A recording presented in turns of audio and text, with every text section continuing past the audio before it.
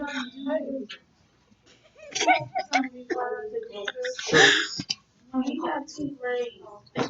that's a good one.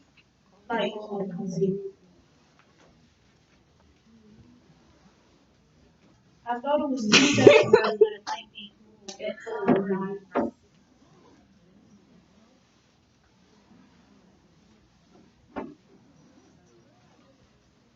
You want to move the computer up closer? So fix some more sound? Before I put in quiz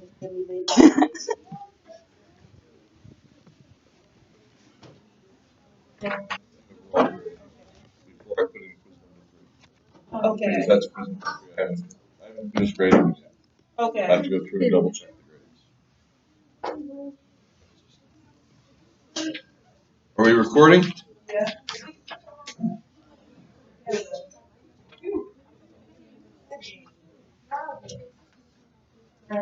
All right. So we're going to get started on the muscle.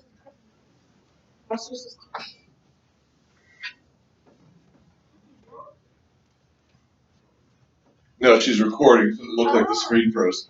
We're gonna get started on the muscle system today, and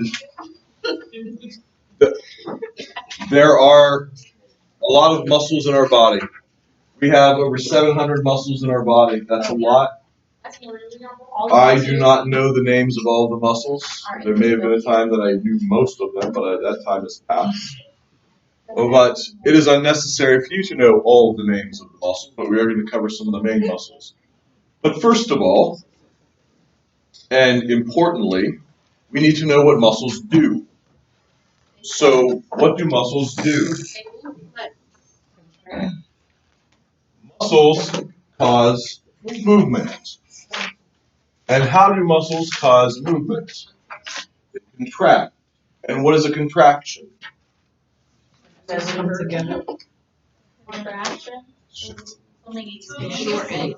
No, exactly the opposite. It gets shorter. When a muscle contracts, it becomes shorter. And if it is attached at two ends, that means the two ends get pulled closer. That's what we call movement. That didn't take long. What is your question? When you're having contractions, your cervix is secure. I am a boy. I do not have a cervix. When a woman is having contractions, yes. First, it's making her cervix get bigger. No, that's something totally different. Somewhat different. Because the uterus is muscle. The uterus is made of right, muscle. After you have to make it contract back until like 2 But that's what contractions are. So what are the initial? That's the uterus squeezing the baby out. That's what's supposed to happen. So, muscles cause movement. This is something you need to understand. They cause movement by shortening. If they're attached to something, they're going to pull these ends closer to one another, like two bones, for instance. That's going to cause some kind of movement. There's different types of muscles in the human body. There's three main types. The first type is called skeletal muscle. And skeletal muscle, aligned in the same direction, is the muscle that you think of when you think of somebody having big muscles, or you have sore muscles, or your muscles ache. This is the type of muscle that moves the body around. This is under voluntary control. You think about moving your leg, you think about moving your arm, and you can move it. And when we look at these muscle fibers under a microscope, what we'll see are stripes running across them. These are called striations. We'll see why those exist a little bit later on. So skeletal muscle is the muscle that moves the skeleton around. The muscles that move the person around or move parts of the body. It is voluntary. It has striations. The next type of muscle is called cardiac muscle. Where's cardiac muscle found? If you had to guess. is the muscle that makes up the heart. It is unique. It is unique in a couple of ways.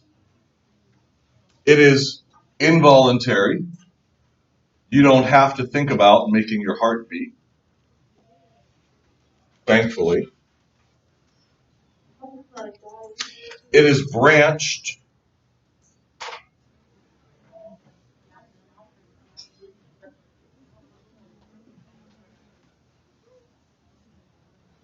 And when viewed under a microscope,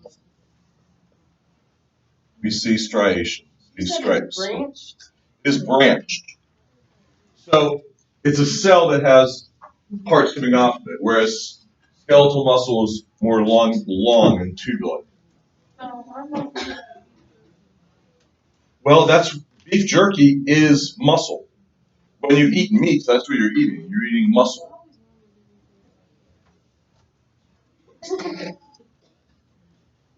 Human meat is very, very sweet.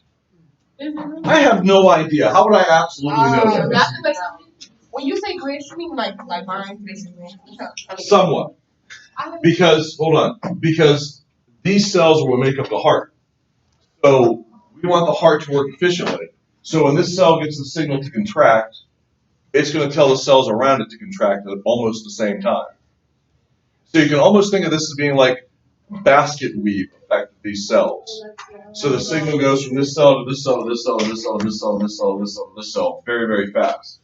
So that whole ventricle, for instance, contracts all at the same time in those areas from the bottom up. Skeletal, cardiac.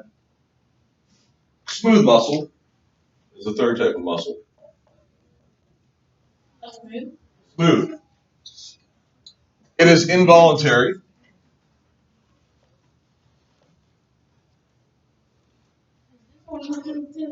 No, maybe. Be today. And if you look at smooth muscle under a microscope, it does not have striations, hence the term smooth. Now, where is this type of muscle found? Gastrointestinal system. When you chew something up and swallow it down the esophagus, the first third of the esophagus is under voluntary control, but after that, this wave-like motion called peristalsis is going to move this stuff, this food stuff, down to the stomach, and then from the stomach, it's going to move into the small intestines, from the small intestine to large intestines. All of that is done involuntarily. We're going to find smooth muscle in the urinary system. For instance, it is going to propel urine from the kidneys down to the urinary bladder and the ureters. We're going to find smooth muscle for instance, in the reproductive system. This is going to be one of the things, for instance, that helps to get the egg from the ovary down to the fallopian tube. We're going to find smooth muscle for instance, in the respiratory system. Like in the bronchioles that are going to allow for expansion or contraction. In other words, we're going to see the lumen of these opening up and closing. And then, very, very importantly, in the cardiovascular system. We're going to find this type of muscle in the arteries, for instance.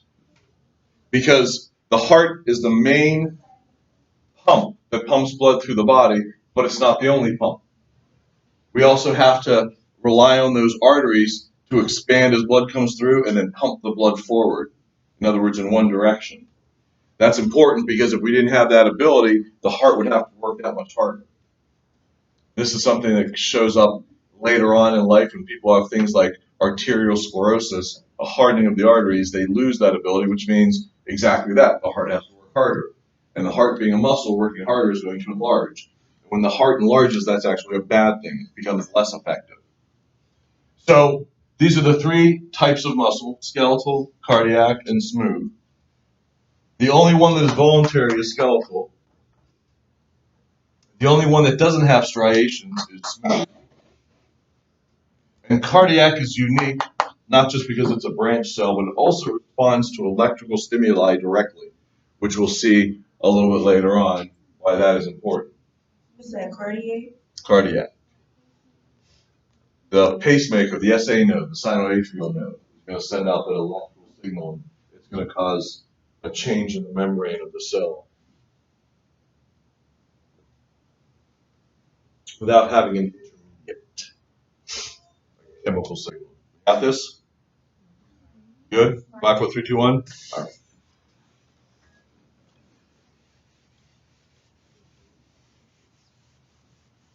Look at a muscle.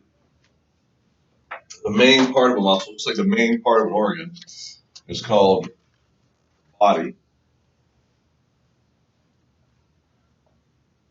or the belly of the muscle, even. And then we're going to have one end that is the origin and one end that is the insertion. In other words, this is going to be the starting point. This is going to be the ending point of the muscle. I want to put the belly up here as well. Your belly up. So the starting point is different from the ending point because one of these parts has to move more than the other. So in other words, for movement to occur, one part is going to be more anchored. It's going to move less. We call that the origin of the muscle. That's where the muscle starts. And then we're going to have an ending point. We call that the insertion. I'll give you an example. The bicep brachii muscle, that is the muscle that starts in two places up in the scapula here, and comes down and inserts onto the radius just below the elbow. When that muscle contracts, it doesn't pull my shoulder down this way. It pulls my arm up this way. The bicep brachii starts up here in two places, in the scapula, and then it inserts on the radius, that bump that's on the radius. And so when the muscle contracts, it wants to pull this up closer to the shoulder. But of course, there's a hinge here. So instead of pulling my arm, sliding my arm up this way, it pulls it up like this. And of course, that's where all that muscle bunches up right here into this giant, massive muscle.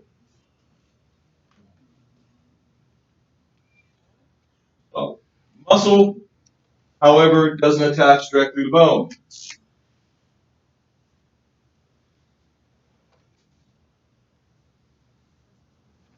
That's a tendon. Muscle attaches to tendon, tendon attaches to bone. For the most part. We're going to find a few exceptions, but for the most part.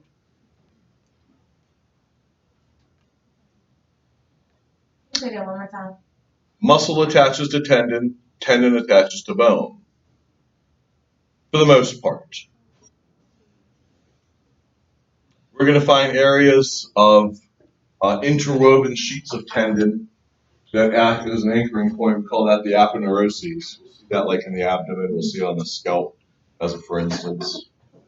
So we have, in this case, bone that attaches to tendon, that attaches to muscle, that attaches to tendon, that attaches to bone. Bone to tendon to muscle to tendon to bone. That's different from ligaments. What do ligaments do? Ligaments attach bone to bone.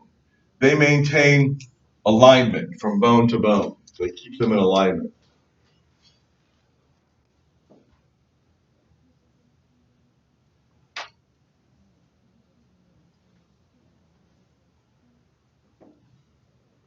Ligaments attach bone to bone. They maintain alignment. So that when we have our leg like this and we extend it out, it doesn't flop back and forth side to side. Tendons are what attach muscle to bone.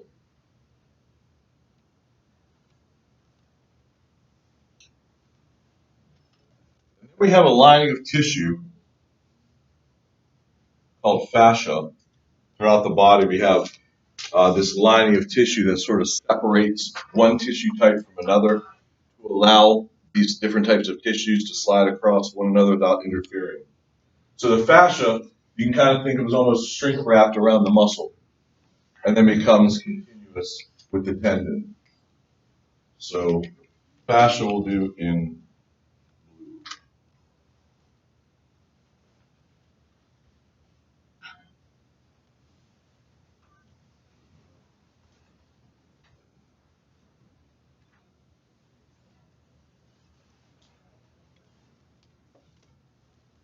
it's like shrink wrapped around the muscle.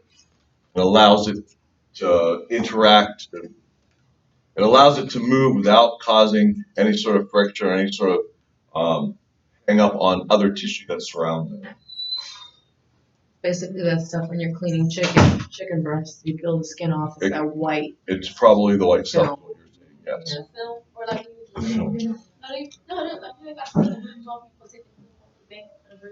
That would be good. Yes. And then bursa, we have in some areas. Bursa. These pockets of fluid. And the reason we have them is because some areas in the body would end up with a lot of friction. Think about the shoulder, for instance. Think about the shoulder. If we want to move our arm up this way, we have one muscle that moves our arm up this way. If we want to move our arm this way, we have a couple of muscles that are going to help move the arm this way. If we want to move our arm this way, we have a muscle that moves our arm this way, or a couple of muscles that helps move our arm this way. But we can also do this with our arm. How are we able to do this with our arm? We don't have a muscle that goes in a spiral that pulls our arm this way. We're using all of these muscle groups to be able to lift this arm up in this different direction and continually circle around. So as the arm is going around like this, we have these muscles that are contracting and relaxing, that's causing this type of movement. Plus we have ligaments that are helping to keep the alignment. So we have the muscles with the tendons that are attaching to bone, plus all the ligaments that are attaching. That would create a lot of friction in this area.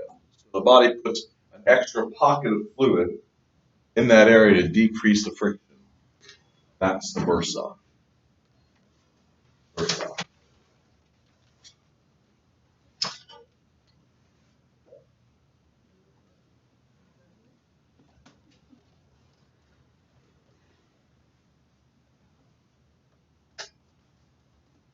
Okay, that's right. Retinaculum.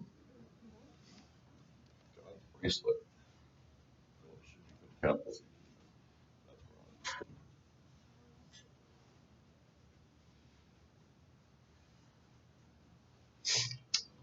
retinaculum. This is found around the wrists and the ankles. I think it's Retinaculum. I believe that's correct. This is found around the wrist and the ankles.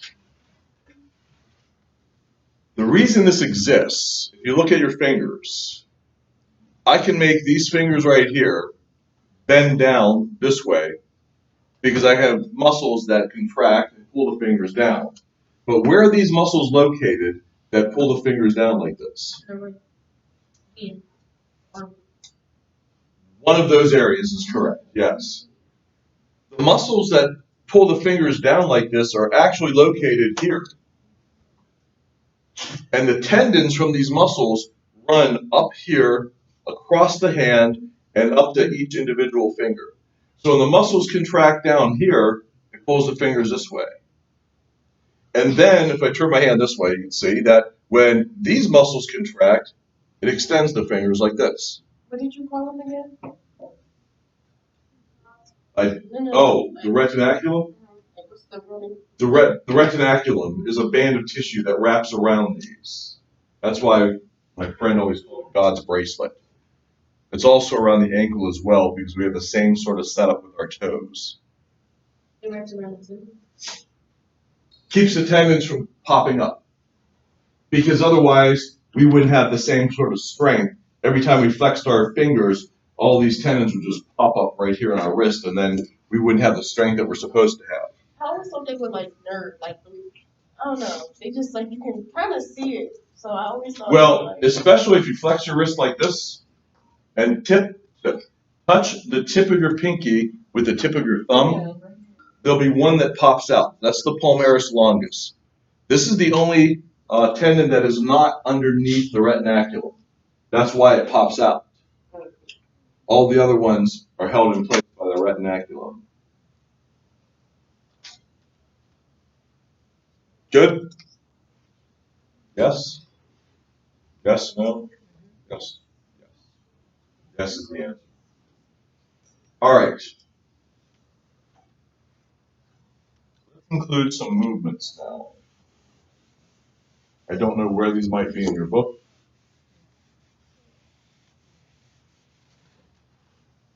Where they might be.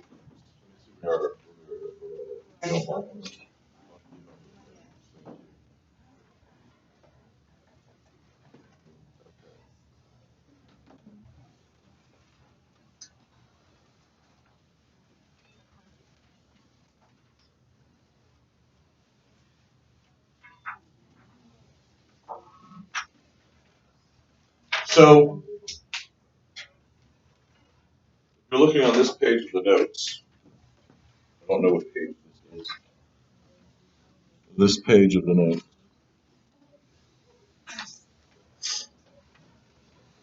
There is something that I want to mention as well.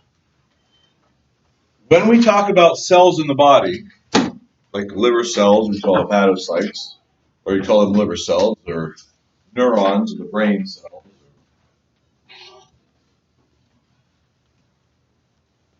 skin cells, or epidermal cells, squamous, stratified squamous epidermal cells.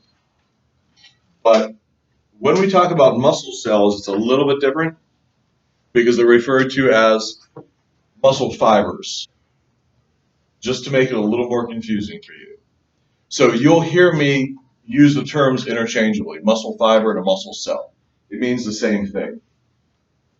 With that being said, a muscle cell is one long tube in the skeletal muscle.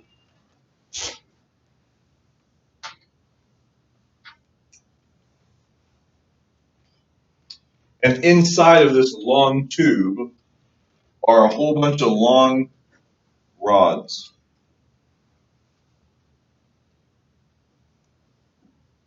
I'm drawing them to look like hollow, but they're really not.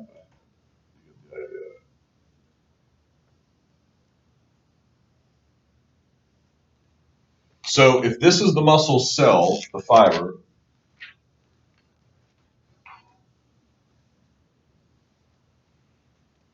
it is packed with these long rods. These long rods are what contain the contractile unit of the muscle. The contractile unit, the part of the muscle that contracts. So what ends up happening is actually these rods become shorter. And because they're all in here and attached, when they become shorter, the whole muscle fiber is going to become shorter. The whole muscle cells will become shorter. Well, the thing about this is these muscle cells are all packaged together in these groups.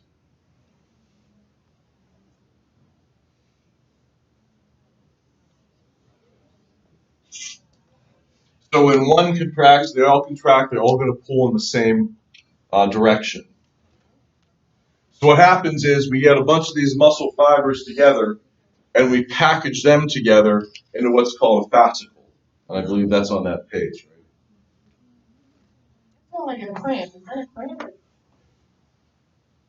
A cramp is a severe, prolonged contraction. Oh, it's weird. It's a contraction that does not contract. Yeah, like that's my. Correct. What's the Charlie for? It's a contraction. It's a severe, prolonged contraction. It's a cramp.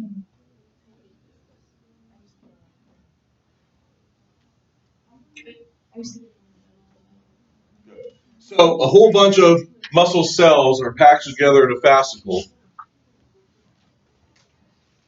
A whole bunch of fascicles is going to eventually be packaged together, into what makes up the muscle. Now you'll notice there's some differences when we talk about muscle cells.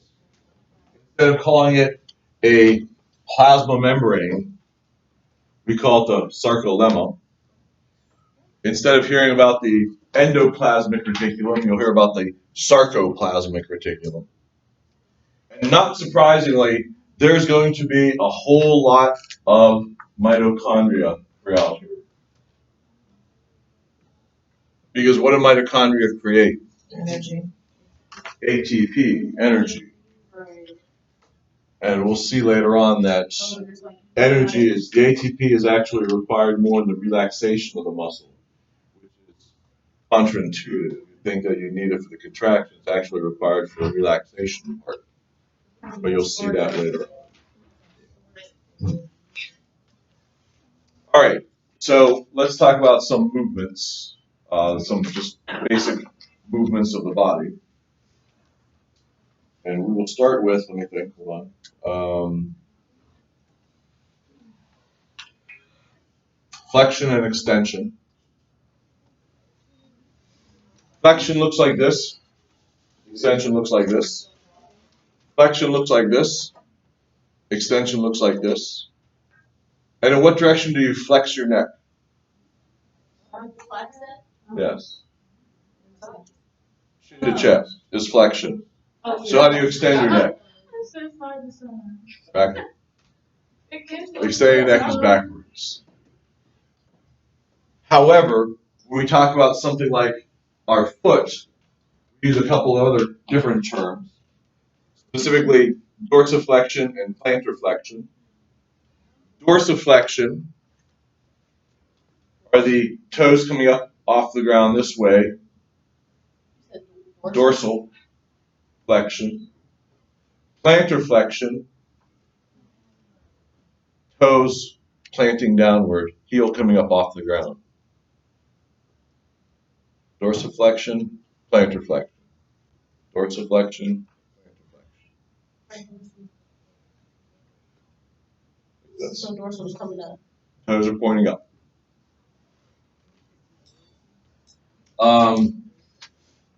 Rotation. Can you think of something that rotates? Nothing? You can't think of anything? Okay, you got the idea, right? Rotation. Yeah, right now, my eyeballs are rotating so loud you can hear them.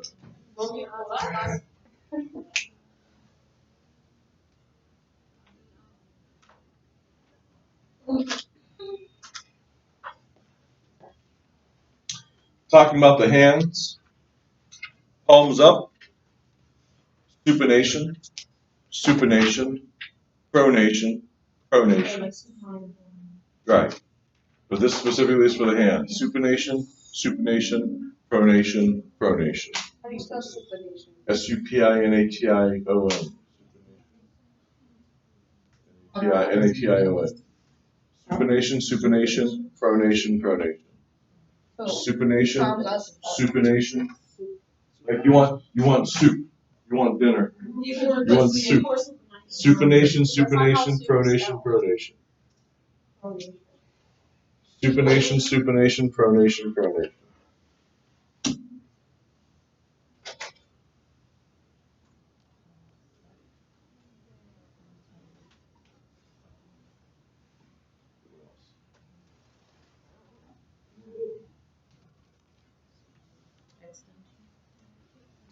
Extension and flexion.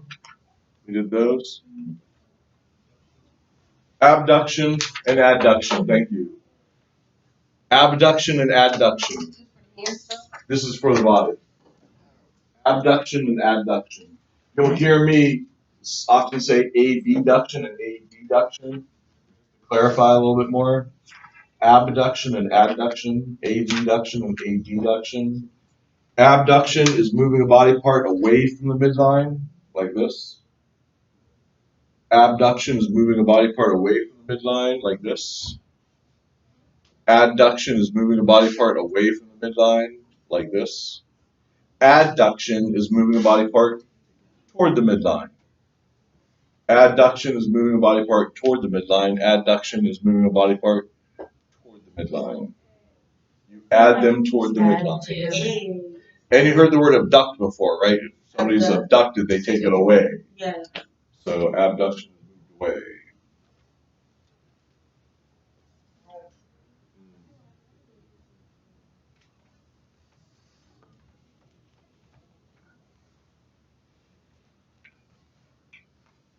Inversion and eversion of the foot.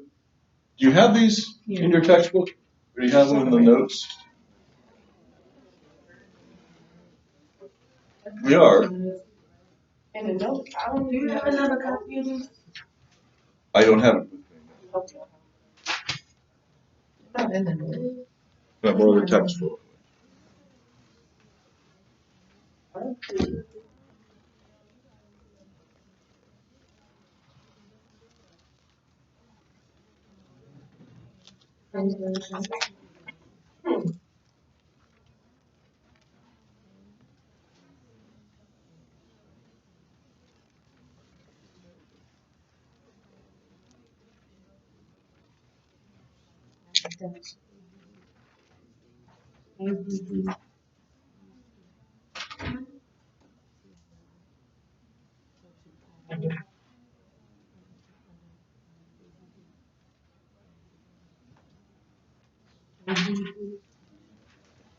don't have a good picture of them, but they have some of them. This is on page 179 in a table, the movement of joints.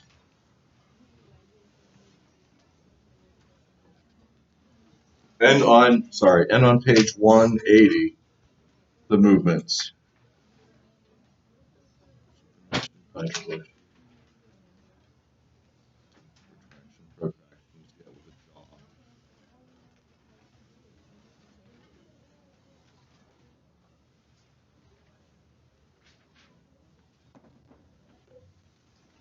Okay.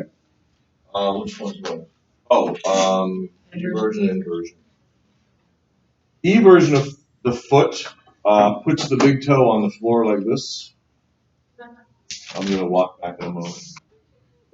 Eversion of the foot puts the big toe, the hallux, on the floor like this.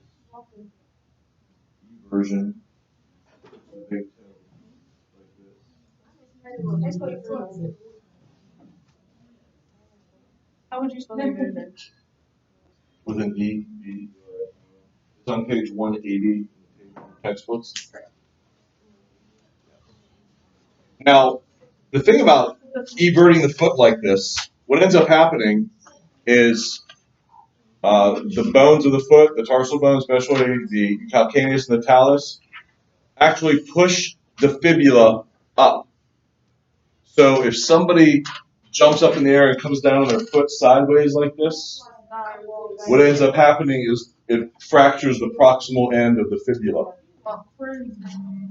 Okay. Inversion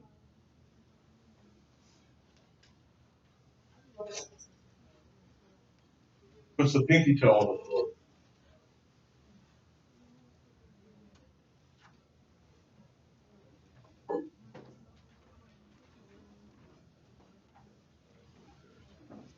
So I include the movements here simply because there's that crossover of the muscles and the joints.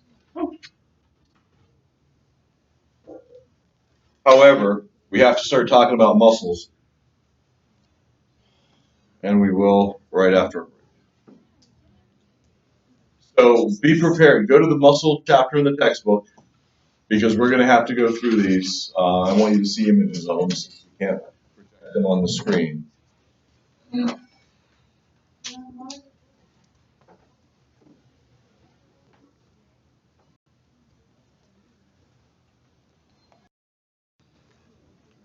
Now, remember, I said it's important to know the names of the bones in the body because a lot of the other parts of the body are going to be named after the bones, so that are next to them, for instance. So in the book it says something about neuro. And we learned that neuro is Nerve. but the neck neuro was brain. I swear it's like neck it says Nuchal. Is that the other one you're thinking of? oh okay. It's just so close together I thought it was neuro. Yeah. Probably thinking of nuchal. All right. The first muscle of the head is very simple. It's right here. It sits right on top of the frontal bones. It's called the frontalis.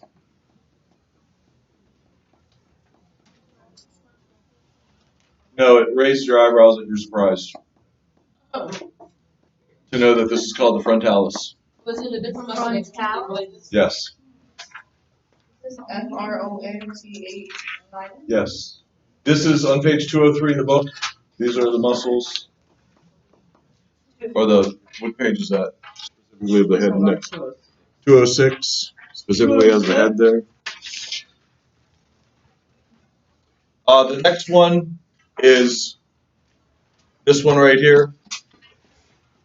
This is the temporalis. The temporalis muscle is one of the main muscles involved in closing the mouth. There are 3 muscles involved in closing the mouth. They are the temporalis, the masseter, and the medial pterygoid. Pterygoid is spelled with a P. It is not pronounced pterygoid. It is just pronounced pterygoid. The P is silent. Masseter and the medial pterygoid. The lateral pterygoid is actually going to be the main muscle involved in opening the mouth. The temporalis is located on what bone? Temporal bone. And it is going to attach directly to the mandible. So there are 3 main muscles involved in closing the mouth: masseter, the medial pterygoid, and this one right here, the temporalis. All of these are innervated by the same nerve. So it makes a difference. Looking here in the front, orbicularis oculi are around the eyes. Orbicularis oculi.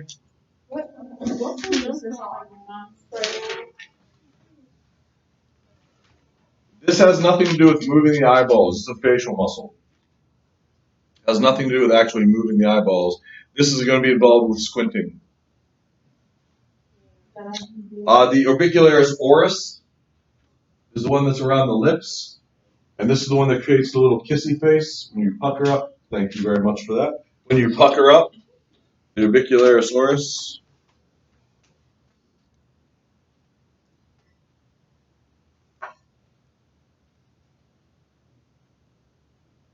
Right here is the levator labii superioris aliqui nasi muscle, and it does this. The levator labii superioris aliqui nasi, and it does this. It is the longest named muscle in the body. You don't need to know that. That's just a fun fact. So we don't need to know that. Not that one, no. Stop looking in the book. Huh? Stop looking at it. You don't have to look up the levator labii superioris aliqui nasi muscle. It's just a fun fact. Longest named muscle in the body, and all it does is this. And it's important that you know it because you'll see my face do this a lot when some people walk by. What does it do again? You're not doing it correctly. Your face is wrong. First off, I can't even see you. I know. Right here is an important muscle to know, the prayer muscle. Prayer muscle. This is called the sternocleidomastoid muscle. The sternocleidomastoid muscle has 2 places where it starts. Look up here for a moment. Look up here, look up here, look up here, look up here. It has 2 places where it starts, right on the sternum and then one on the clavicle. Then it inserts on the mastoid process. Remember that bony projection right behind your ear? And you can see it right here along the neck. It's a very long muscle. It is going to pull your head towards the center and down a bit, which is why they call it the prayer muscle. Sternocleidomastoid. The sternum, the clavicle, and the mastoid process. Sternocleidomastoid. Sternocleidomastoid. This is how you remember these things. You look in the mirror and you go sternocleidomastoid, sternocleidomastoid, sternocleidomastoid, sternocleidomastoid, sternocleidomastoid, sternocleidomastoid, sternocleidomastoid, sternocleidomastoid, sternocleidomastoid, sternocleidomastoid. The mastoid process is the bony projection right behind your ear. Sternocleidomastoid. Cleido for clavicle. Sternocleidomastoid. 2 places. Sternum, clavicle, and then it attaches the mastoid process. Sternocleidomastoid. There's a very thin muscle. I don't know if it's in the book. The platysma. From the chin down to the chest. It helps to open the mouth a little bit and pull the head down, but not a big deal. It's a very, very thin muscle. Not a big deal. Platysma. Yeah. Yeah, I'm gonna do it. Okay. It's right here. Moving on to like the shoulder area, we have the deltoid muscle. The deltoid muscle is the big muscle of the shoulder. This muscle pulls the arm up and away from the body like this. It pulls the arm up and away from the body. This is the muscle where we're going to give intramuscular injections in the deltoid muscle. Pulls the arm up and away from the body. The next one would be the pectoralis muscle. The pectoralis muscle is the big chest muscle. This is the muscle that's going to push a door open like this or push yourself up off the ground. It is called the it's called the pectoralis major muscle. If it's called the pectoralis major muscle, then there must be a pectoralis minor, and there is just underneath it, much smaller. Then we have muscles that are in between the ribs. These muscles are delicious if you slow cook them and put them in a barbecue sauce. They're called the intercostal muscles. Intercostal muscles are the muscles in between the ribs. So when some of these muscles contract, they're going to pull the ribs closer to one another. And in pulling the ribs closer to one another, it creates the causes the thoracic cavity to get smaller, which is going to squeeze the lungs, which is going to force air out. So these are some of the muscles that are involved when you're going to force a lot of air out of your lungs. That could not just mean blowing out candles on a cake, but it could also mean, you know, when you're sick and you've been coughing for 3 days straight, and then you go to your doctor and you're like, my whole chest hurts all through here. And the doctor says that's skeletal muscle pain. Because you're using all of these muscles, overusing them that you don't usually use. So the intercostal muscles are the muscles that are found in between ribs. That's what you eat when you eat ribs. You don't actually eat the rib's the bone. You eat the muscle in between. It's the intercostal muscles. The next muscle's up on the neck here. This is the trapezius muscle. The trapezius muscles on either side. These are what I call the fun muscles. Why? Because people will ask you if you've studied anatomy, and you'll say yes. And they'll say, do you know your muscles? And you'll say yes. And they'll say, did you learn about the trapezius muscle? And you'll say yes. And they'll ask, what does the trapezius muscle do? And you go, and they say, I thought you knew what it does. And you go, I do know what it does. And they go, what's it do? And you go, 5 minutes of fun right there. Oh, I get it. I didn't get Wow. it. Tough crowd. Is this thing on? Hello? Okay, good. Tough crowd. That's like Shrugs the shoulders. In case you didn't pick up on that, the trapezius muscle shrugs the shoulders. I'm gonna write that like every single time you make a joke. Hurts so bad. Better careful. I don't know what the other The latissimus dorsi muscles, you can see those on the back. These are the big muscles that sort of make that wing shape, that V shape on the bodybuilders. These are the muscles that are involved in closing the door, like if you're closing something really hard, or if you're rowing a boat, or if you're pulling yourself up or pulling something down towards you. Latissimus dorsi, big group of back muscles, big back muscles. Onto the arm, on the anterior portion, I already talked about the bicep brachii. Bicep because it has 2 places where it starts. It is going to flex the arm this way. On the opposite side, we have the tricep muscle. And the tricep muscle does just the opposite. It extends the arm. Now, earlier when you heard me say there's about 700 muscles in the human body, how could you possibly remember all of these muscles? One of the ways to remember a lot of them is to group them together. Because for most every muscle in the body that does something, there's going to be a muscle that does the opposite. And that kind of makes sense because if you pull your arm up like this, you don't want to have it up here like this all the time. You're going to have a muscle that's going to extend it again. So when you're memorizing a lot of these muscles, it's kind of easier to put them in groups like this as what they're doing. Bicep, tricep.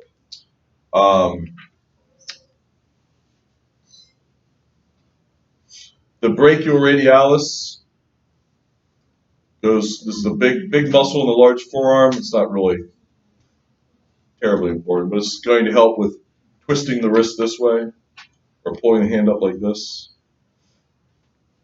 The brachialis is another muscle here that helps with flexion, but I'm going to stick with the bicep, the tricep.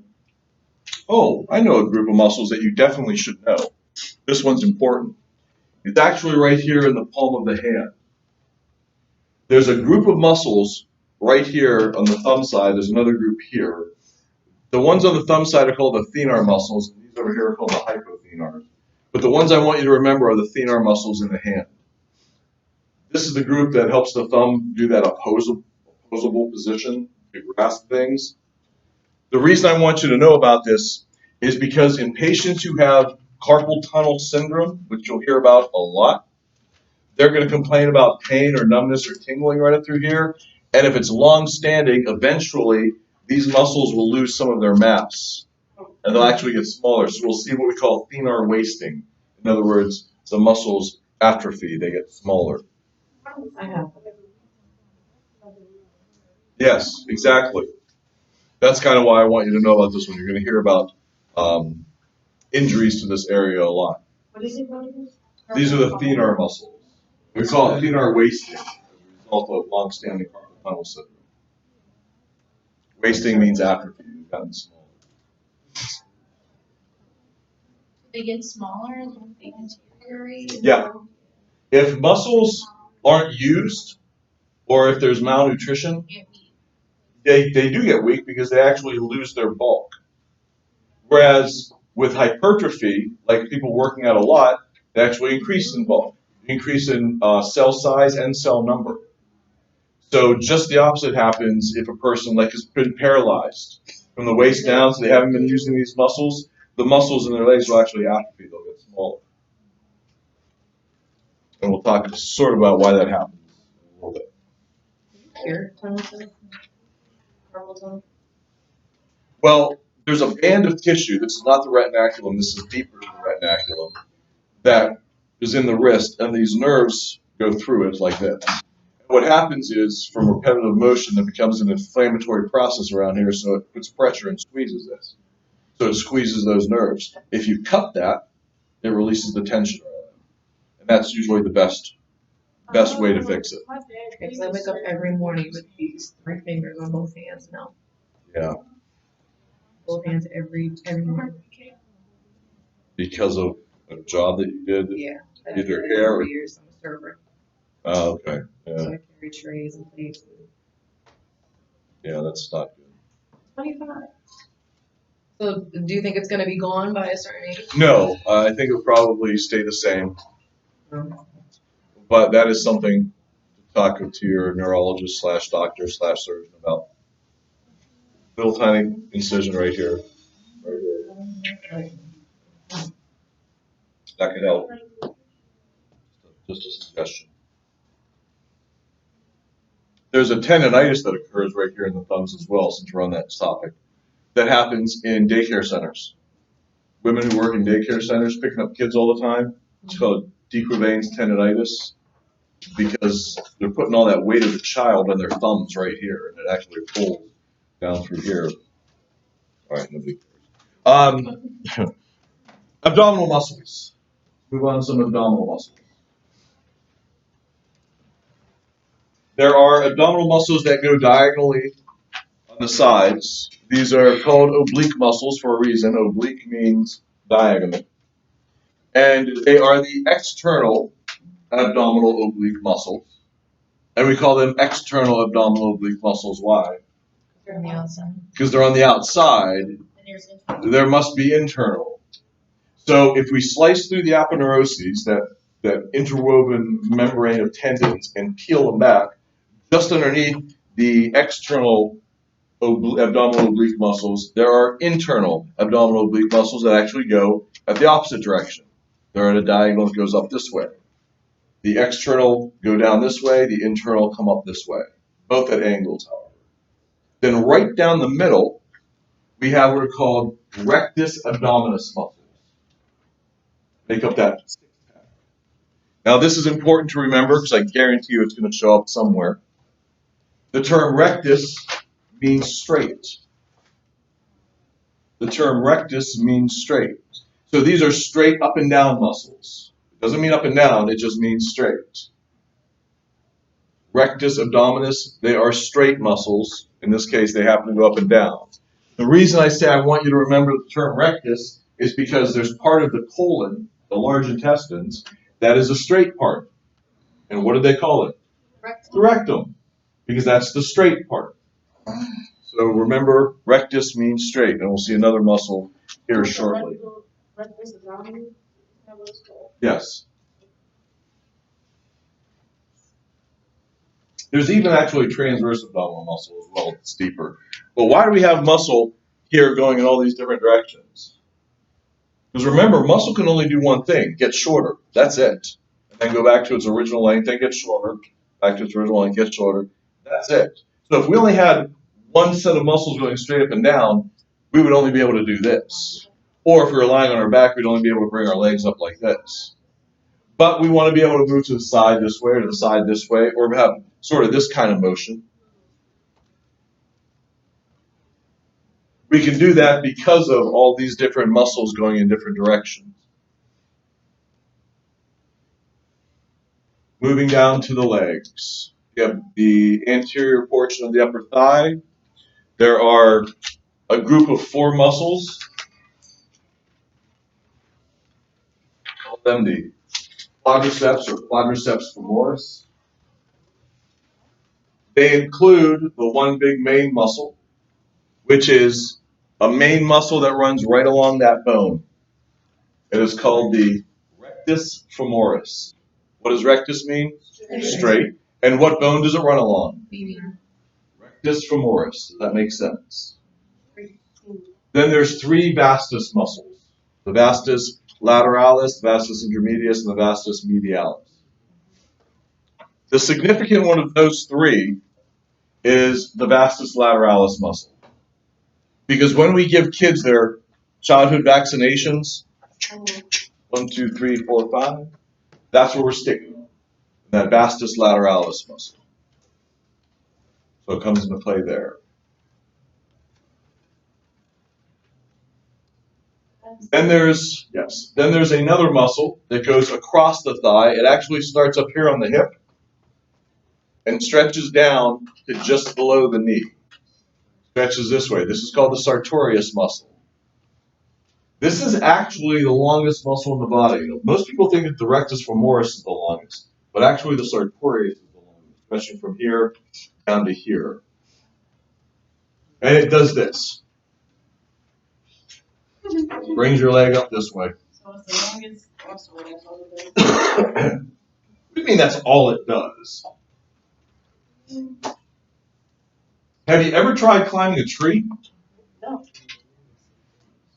Has anyone in here ever had a childhood? Okay, so have you ever tried climbing a tree in your childhood? How do you get your foot up to the next branch? Something like this, right? That's what that is for. Spend some time. Go this weekend. Here's your homework. Go climb a tree for crying out loud. Sue the tree. Yes, sue me. I'm the first person who ever thought of climbing a tree. All right, listen. Nobody climb trees. There'll be no more tree climbing. Do not skip. Do not jump. Don't get the coronavirus. Moving down onto the lower leg, tibialis anterior. That's not doing something. The tibialis anterior is located where? In front of the tibia. Tibialis anterior. This is one of the muscles to help dorsiflex the feet, like this. Right in front, tibialis anterior.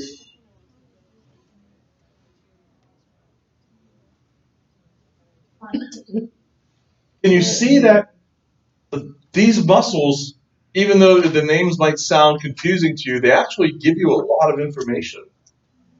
Look at the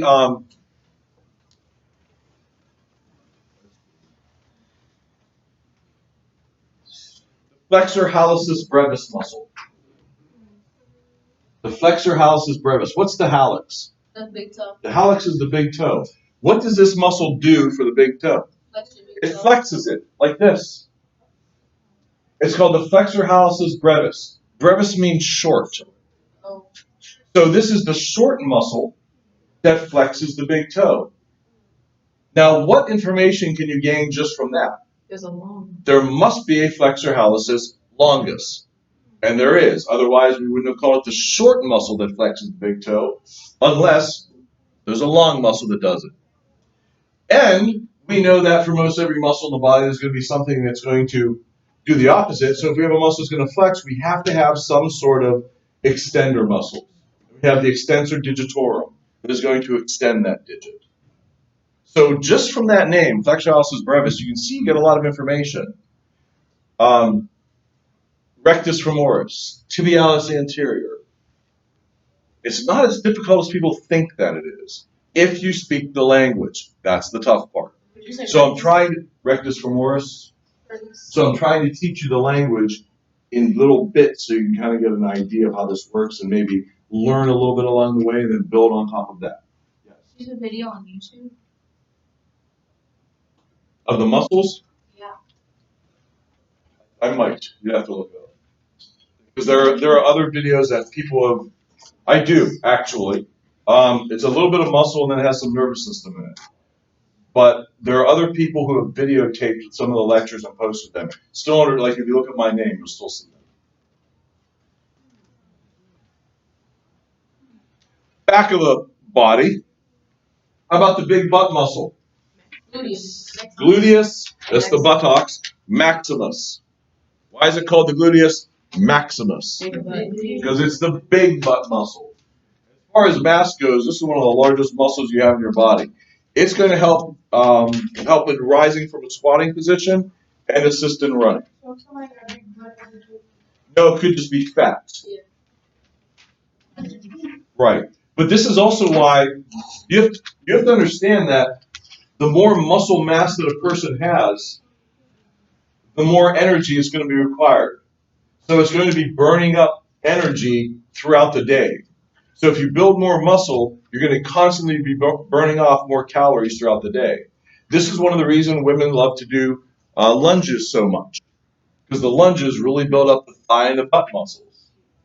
And in doing so, it's going to tone them, it's going to build them, and it's going to increase that extra muscle mass. It's going to help burn through calories throughout the day, if you care. So if we call it the gluteus maximus because there must be a gluteus minimus, and there is. And it's actually more in the medius. The gluteus medius is more on the side. That's where the injections go. We don't give them directly into the gluteus maximus. Why? Because the Isn't there a nerve in there? Close, nerve.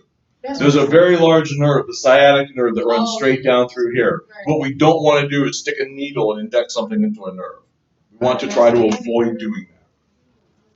So it's definitely more on the side. It's like when females get like the butt injections, that's what they're going for. Like that's what they do. They put the What they're doing is they're increasing the amount of mass, not muscle mass, just mass in general.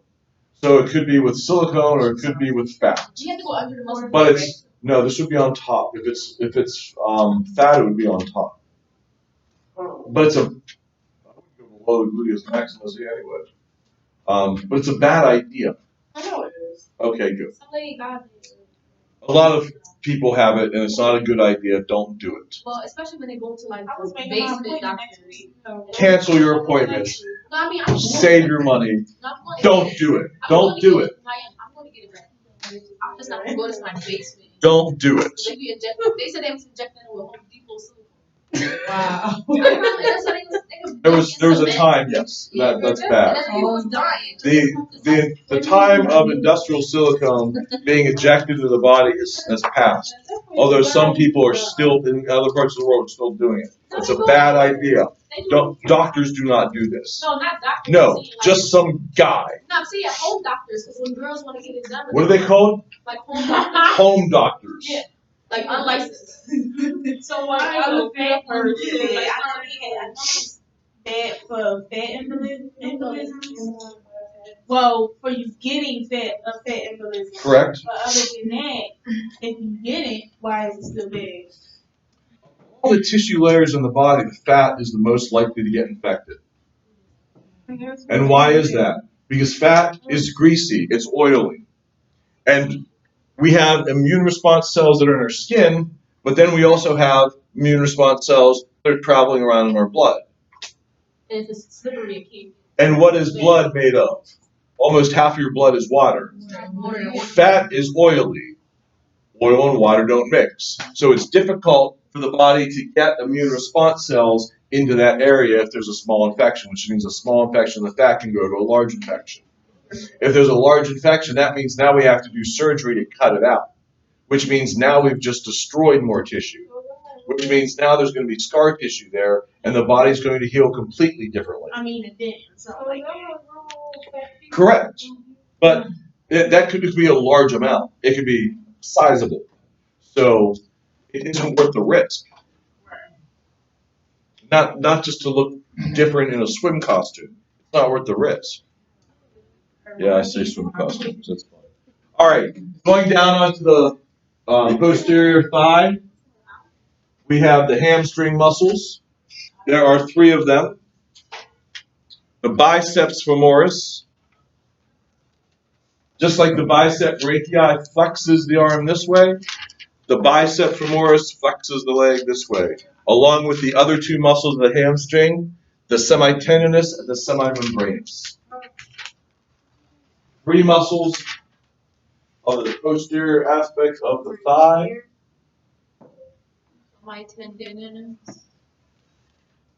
Semitendinous, semimembranous. And then the bicep femoris. That's the bicep brachii. That's what I'm saying. The bicep brachii flexes the arm this way. The bicep femoris flexes the leg this way.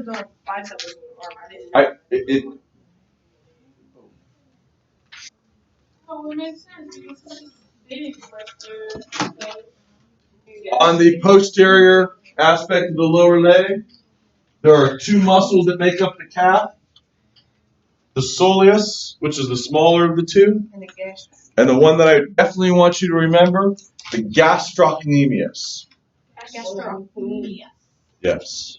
I pronounce the C. Not everyone does, but I pronounce the C because I want you to know that it's there. So somebody just say gastro.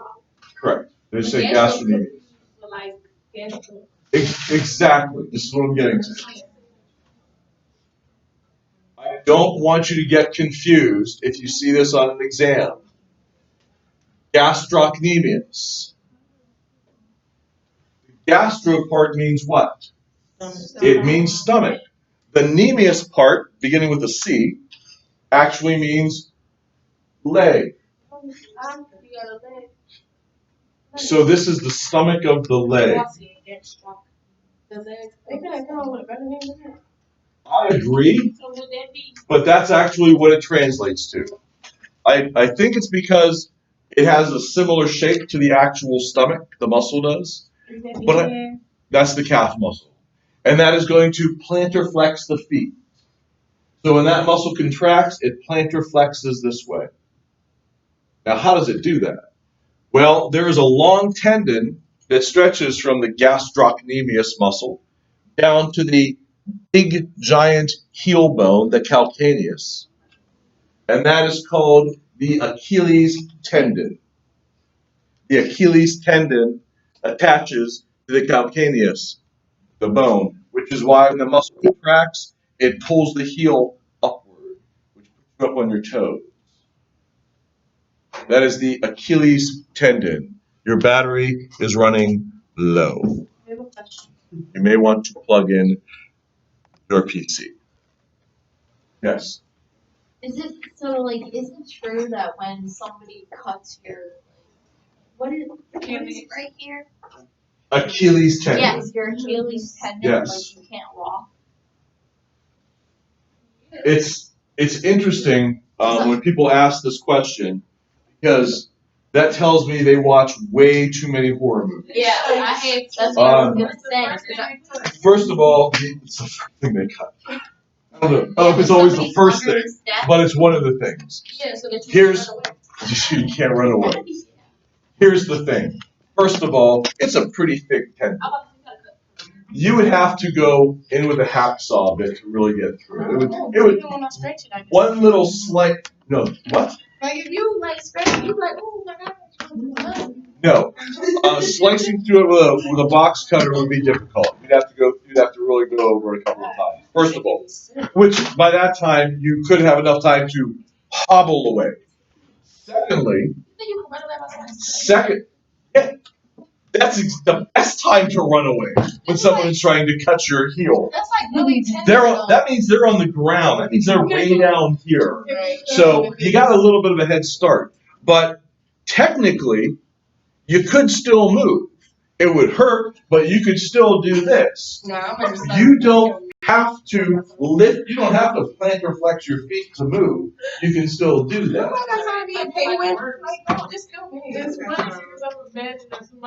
Really trying to run away like a penguin. Like, wait, how do you walk? You walk like heel toe or toe heel? how do you walk? Oh my god. No, we walk heel toe. That's why that Babinski test works the way that it does. Shut up. Listen. This is why the Babinski test. This is why the Babinski test works the way that it does. Because normally, if we stroke that percussion hammer up the lateral side of the foot from the heel upwards, that causes that reflex of the toes to bend down. Just like when you're walking, your toes are going to bend down to spring back up again. So if you do this and the toes spread up like this, that indicates there's a problem. But I said in children it's reversed up to about 18 months old because that's when kids are doing a lot of what? Walking. So now their body's accepting that rule of, okay, now I have to spring like this. That's what's supposed to happen. Does it always work out that way? Of course not. Of course you're going to find people who have oddities. That's called medicine. That's called pathology. This is what we see. We're going to see a lot of things that are wrong. And after a while, you're going to start to know your patients by their pathologies.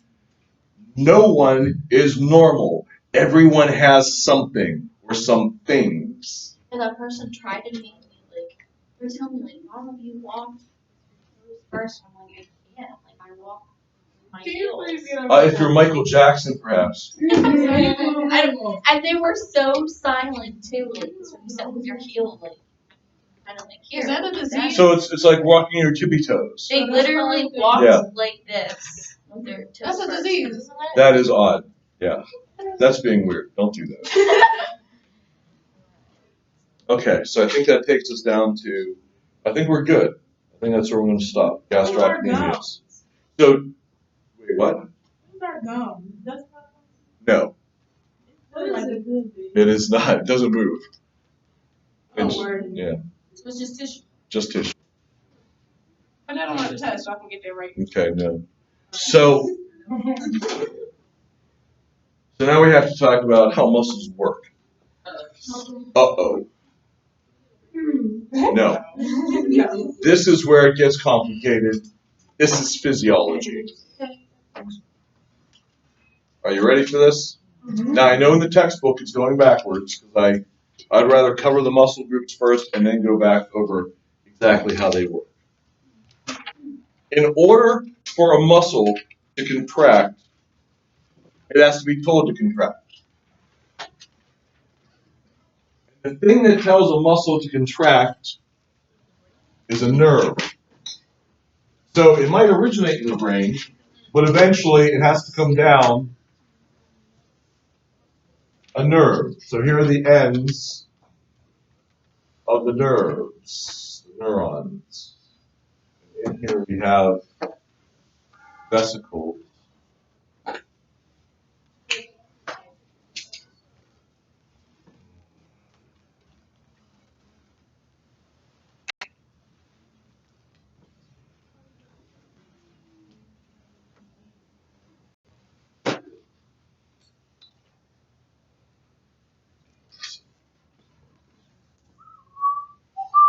So when you think about nerves, right, don't you think about like a little electric, Yep, like going through the body? yep. It's exactly what I think of. I know you can like that's what I think about too. But when it comes to like the brain, how the brain comes or goes through the nerve, and then the nerve tells the body, I can't really picture how. Is that like electric too? Like the brain? Yep. We'll learn a lot about that today. What is Ca++? Calcium. Calcium. Okay.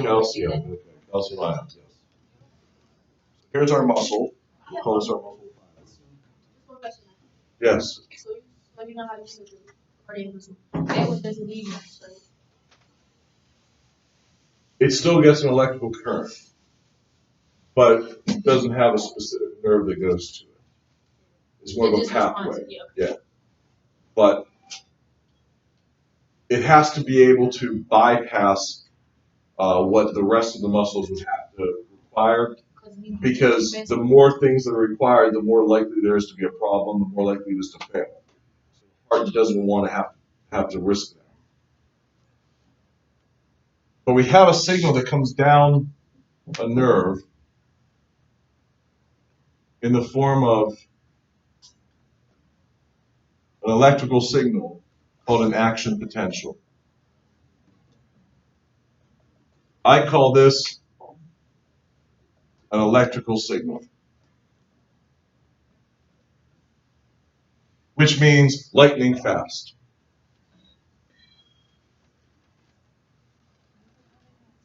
Action potential.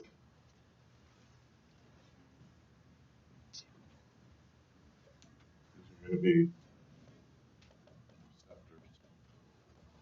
around it.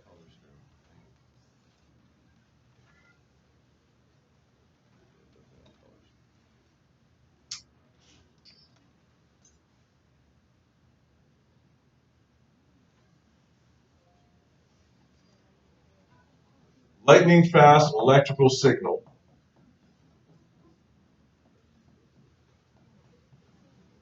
If you're drawing this, please make sure you put all the dots in the same place.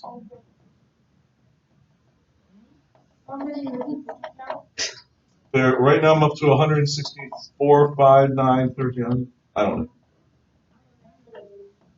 know. These bunch of dots is what we call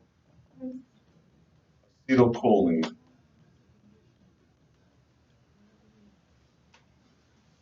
That's the neurotransmitter. Acetylcholine.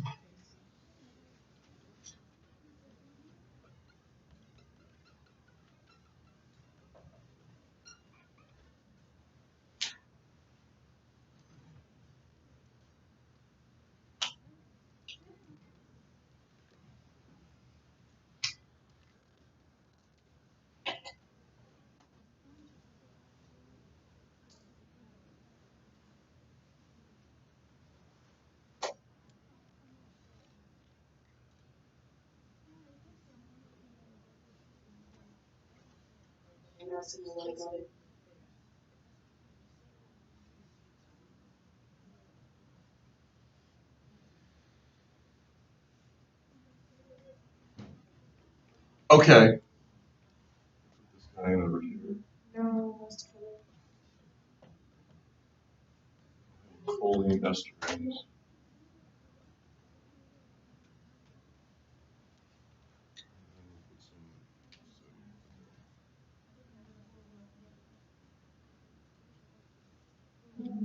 All right. So here's what happens. Please listen. I'm going to go over this more than once. In order for a muscle to contract, it needs to be told to contract. So a signal travels down a nerve which is a bundle of neurons. When it gets to the end of the neurons, it reaches a calcium channel. When the electrical current reaches the calcium channel, that causes calcium to move into the end of the neuron. When calcium moves into the end of the neuron, that causes the release of this stored neurotransmitter called acetylcholine. Acetylcholine is a chemical. This is a chemical signal. It starts out as an electrical signal, and now the signal is still going to the muscle, but now it has become a chemical signal. So acetylcholine completely floods this space that we call the neuromuscular junction. When it floods the space, it binds to receptors on the muscle. The more acetylcholine, the more it binds. Acetylcholine. When the acetylcholine binds to receptors, that changes the permeability of the membrane. In other words, it allows sodium to move into the muscle cell. Sodium moving into the muscle cell causes the release of stored calcium inside of the muscle cell. So there's a storage trunk of calcium inside of the muscle cell. That calcium is now going to get released throughout that muscle cell. Remember where all those rods are? Mm-hmm. And that's going to cause parts of those rods that contain thin filaments to get pulled across a thick filament. We call this the sliding filament theory. These thin filaments getting pulled across the thick filament is what's going to cause the rods to shorten. It's what's going to cause the muscle fibers to shorten. It's going to cause the fascicles to shorten. It's going to cause the muscle to shorten. It's going to cause the contraction. So,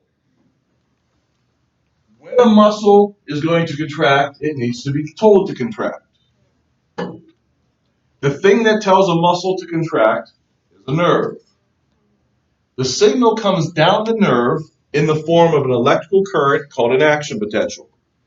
That means it comes down lightning fast. When it gets to the end of the nerve, it activates these calcium channels. That causes calcium to come into the end of the neuron, the end of the nerve, which is going to cause the release of the chemical message, acetylcholine. Acetylcholine is going to flood this space called the neuromuscular junction. Acetylcholine is then going to bind to receptors on the muscle fiber. As it binds to receptors on the muscle fiber, that changes the permeability of the membrane. That causes sodium to come rushing in. As sodium comes rushing in, we've now done what we call depolarization. We've changed the electrical current on the inside of the cell. That causes stored calcium that is inside of the cell to be released and floods the inside of the cell. That causes the thin filaments that are in those rods to get pulled across the thick filaments, which causes the rods to become shorter. As those rods become shorter, the whole muscle fiber becomes shorter. As the fiber becomes shorter, the fascicles become shorter, because those are just bundles of fibers. As the fascicles become shorter, the whole muscle becomes shorter. And that's what we call a contraction. Meanwhile, we got this guy in here called cholinesterase. His job is to go through and pick up extra acetylcholine and recycle used acetylcholine right back up into the nerves again so it can be used again. That might be right away, that might be an hour later, that might be a day later, but it's going to be used again. Yes. Calcium that comes down. Wait, what comes down? Calcium. Calcium doesn't come down. It's the action potential, the electrical signal that comes down. I'm saying, when the calcium moves into. Calcium moves in. Right, that's what Yes. Calcium moves in, then calcium stays there because the other. Yes, that causes the release of all the acetylcholine. No, you said stored calcium. Stored calcium. That's down here. That's inside of the muscle. Right, so some already here before that. Before that. This is outside. Right, and before that comes into the cell. This goes into the nerve. Right. That causes the release of acetylcholine. Acetylcholine binds to the receptors. And that changes the permeability of the membrane. Sodium comes rushing in. How did the sodium come in? Sodium sitting outside. Then the calcium is released on the inside of the muscle. I said this guy here is recycling the acetylcholine back up in. As he recycles the acetylcholine back in, the calcium moves back out of here and gets ready to start the process again. Would you call a receptor a duct? No, because it doesn't actually, nothing that necessarily travels through it. Sometimes they do, but not all of the time. Sometimes it's just something that's going to, when it gets activated, it causes the membrane over here to open up. So we can't always just assume that a receptor is going to open up. So we have to say a receptor is just a button. It might open up something next to it. So I can't say that. I don't, that'll confuse you later on when we talk about other types of receptors. So, I want you to imagine this. I want you to imagine this. I want you to imagine this. I want you to imagine this. Put your pencil down for a minute. Are you ready? Yeah. Are you ready? Are you ready? Be ready. You're telling me you're ready. I want you to be ready. Are you ready? Okay. So, in order for a muscle to contract, it has to be told to contract. In order for it to be told to contract, a signal has to come down the nerve in the form of an action potential. Lightning fast electrical signal. When it gets down to the end of the nerve, that's going to activate calcium channels. The activation of the calcium channels is going to allow calcium to move into the end of the neuron. Calcium moving into the end of the neuron is going to release stored acetylcholine here into the neuromuscular junction. The acetylcholine is going to flood the neuromuscular junction, which is then going to bind to receptors on the muscle fiber. As it binds to receptors on the muscle fiber, that changes the permeability of the membrane. Sodium comes rushing in. As sodium comes rushing in, that changes the inside of the membrane. Depolarization, that causes intracellular calcium that is in the storage space to be released into this whole space, which causes these thin filaments to get pulled across these thick filaments, which causes these rods to short, which causes the fiber to short, which causes the fascicle to short, which causes the muscle to short, which is what we call contraction. Meanwhile, the whole time, choline esterase is cleaning up, recycling, and bringing the stuff back in. I want you to realize how fast this works. Do you see all the muscles he just had to use to catch this marker? He had to reach out with his arm this way. He had to extend his fingers this way. He had to grasp this. He had to track it as it was flying through the air with his eyes. His eyes were moving this way and that way. If I move it over a little bit, he has to bend over a little bit more. Now he's juggling, which is awesome. I don't care. So imagine how fast this has to happen in order to get all those muscles working like that. Every muscle that had to move had to go through all of this just to make that happen. This is incredibly fast. Faster than I can actually imagine with my brain. So I have to slow it way down. And that's what I'm trying to do here. Now, if you look at this, I drew the neuromuscular junction like this big, right, approximately. If you were to look at this space under a high power microscope, it would still look like these things were touching. So there's a really small space right here. But still, this is what is happening. All of these things have to go through this process just to make a muscle contract. Pretty amazing. See that? What do you do with the kind of piece of it? Like get it under this? Yeah. You cut a piece of muscle. Because if you cut a piece of muscle small enough right where the nerve meets the muscle, you'd be able to see this. But you'd have to put it under a super high power microscope. The filaments, you said the thick and the thin, right? It can also be called myofilaments. Yes. The myofilaments are actually the rods that fill up that space, and those thin and thick filaments are actin and myosin that make up the myofilaments. But I was trying to simplify it a little bit. So, the reason why I like going over muscle physiology is because it's simple. I know right now you're thinking, no, it's not. It really is. of the physiology, it's pretty straightforward. And that's nice. It makes it easy. And we'll see when we talk about the physiology of the nervous system, it has a lot of stuff in common.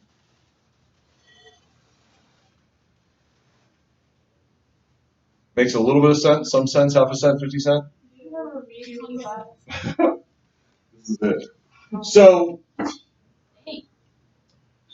there is a disease that I like to explain now because it sort of demonstrates all of this happening or how some of this happens.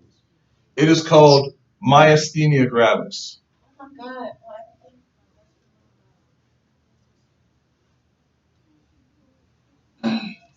Here is an interesting thing about myasthenia gravis. That's an ecology. MYE. M-Y-E-S, M-Y-A-S-T-H-E-N-A. Myasthenia gravis, G-R-A-V-I-S. Here's the interesting thing about myasthenia gravis. This is an autoimmune disease. What does that mean? It's the immune system is making a mistake. The immune system is supposed to destroy things that don't belong. It's making a mistake. It is destroying receptors on the muscle. The reason this is bad is because the nerves are fine, the signal's fine, the acetylcholine's fine, the muscle itself is fine. Even this guy's still doing his job.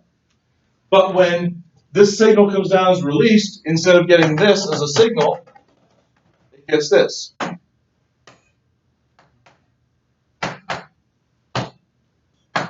So it's just less. Very weak signal, which means very weak contraction. So when you look at these patients, their eyes look like this.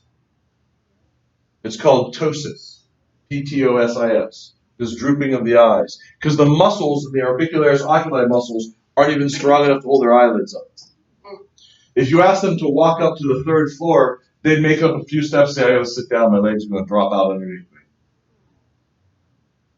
So, if we suspect a patient has myasthenia gravis, what we do is something called a tensilin test.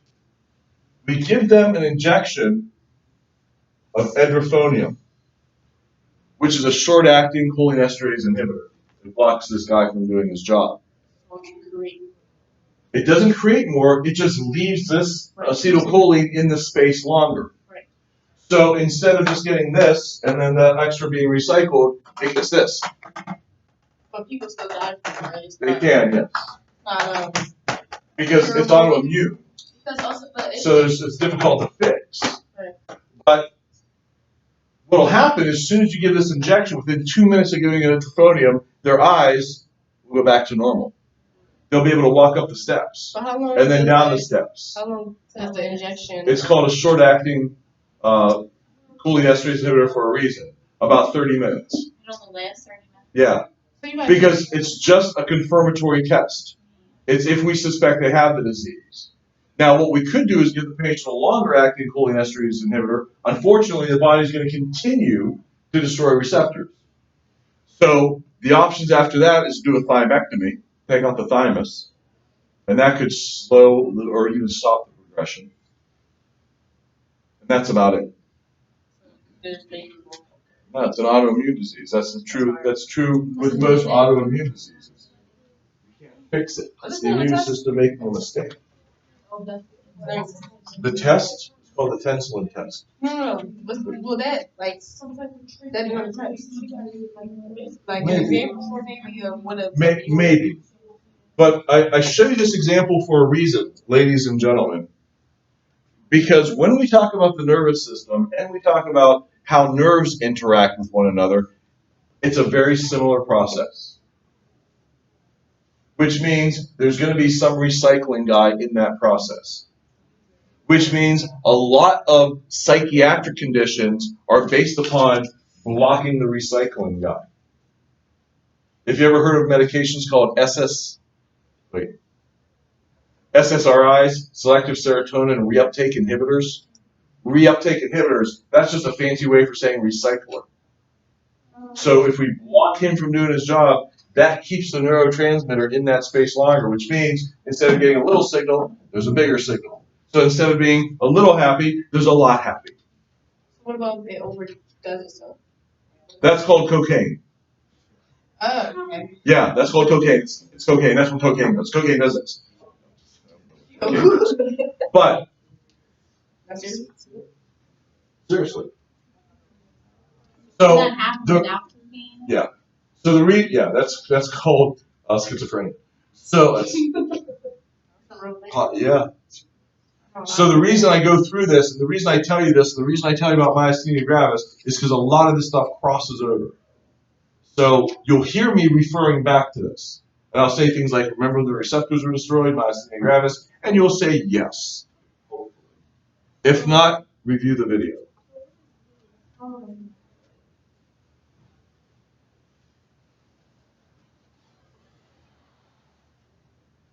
Oh, Guillain-Barré. I was looking at how you spelled it in the top. I'm like, that is so I wrong. was trying to remember how she was saying Guillain-Barré. that's how she pronounced it. That's how I Or remember. Guillain-Barré, or people say Guillain-Barré or Guillain-Barré.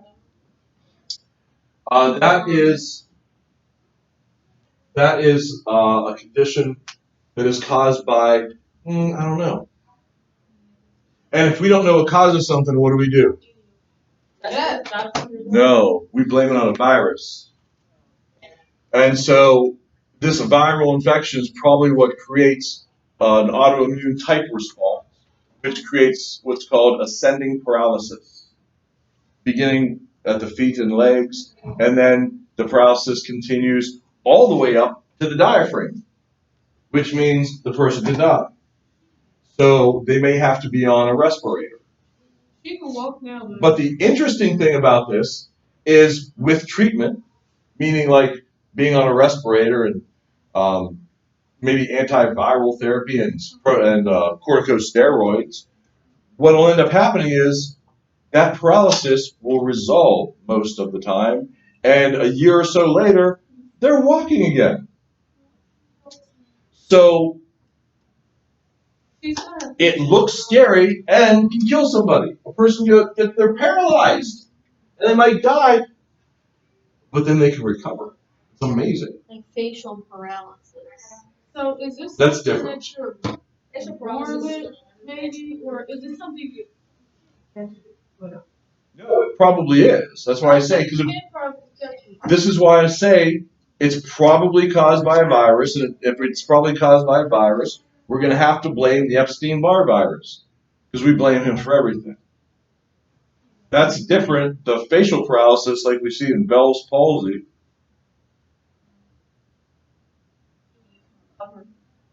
You can. I can. But what causes it? It's the result. It's the no. No? No. It's a result of inflammation of the nerve. What causes the inflammation of the nerve?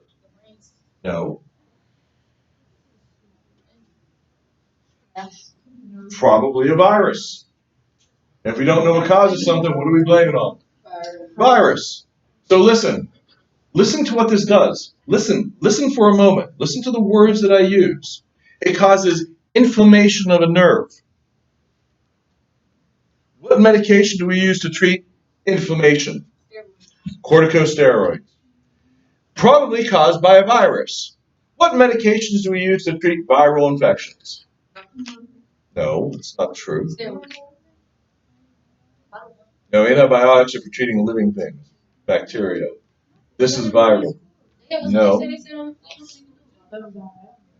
Oh my, ladies and gentlemen, listen, this is not rocket science. Antivirals treat viral infections. So what are we going to give this patient who has Bell's palsy? We're going to give them acyclovir, we're going to give them prednisone, we're going to give them antiviral, and give them anti-inflammatory. So it's not known what it's caused by. And if we don't know what causes something, what do we blame it on? A virus. So what are we going to do? We're going to treat for a viral infection, and we're going to give prednisone. We're going to give a corticosteroid. Just that easy. Once you learn some of the basics, it's amazing how much you can build off of that. Much simpler if you actually start understanding some of these basic things that I keep going over and over and over. Yes. So, What's the treatment? Look up treatment for Bell's palsy. Prednisone and acyclovir. Yes. Oh dear Lord. Stop looking at Wikipedia. They're paralyzed from heart and that's what the spinal injury and all of this. That's medication. Watch. You know to close them. You gotta listen to this. This is how you learn things. When someone's paralyzed in an accident, what happened to them? They broke something. Watch what happens here. Look at this. If those nerves get cut through, is that signal going to get to the muscle? No matter how much I try and send the signal to that muscle, is it going to get there? Nope. We call that paralysis. So the more of these that are cut, the more paralysis occurs.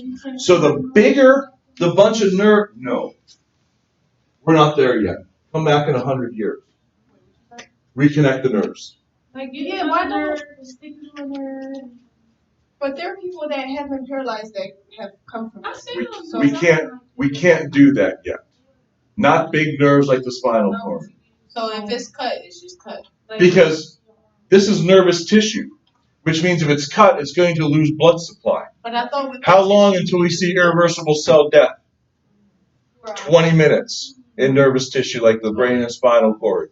So how do you fix dead tissue? You don't. Too late. Das ist eine Kaputtmachen. But you know how when people are paralyzed, they tell them get therapy. Yeah, that's what I was gonna say. They start walking. Isn't that with the tissue? They try to rebuild the tissue or something. Like when people. We're talking about different types of paralysis. I'm talking about spinal cord injuries where nerves get completely cut and damaged. We're not talking about some injury of the nerve that's causing an inflammatory process around it, because that's the same thing that happens with this. Why are these muscles not moving? Because they're not getting the signal through the nerve. Why not? Because of an inflammatory process. If we take that away, what's going to happen? The signal is going to make it to the nerve again, or to the muscle again, which means now the muscle can contract again.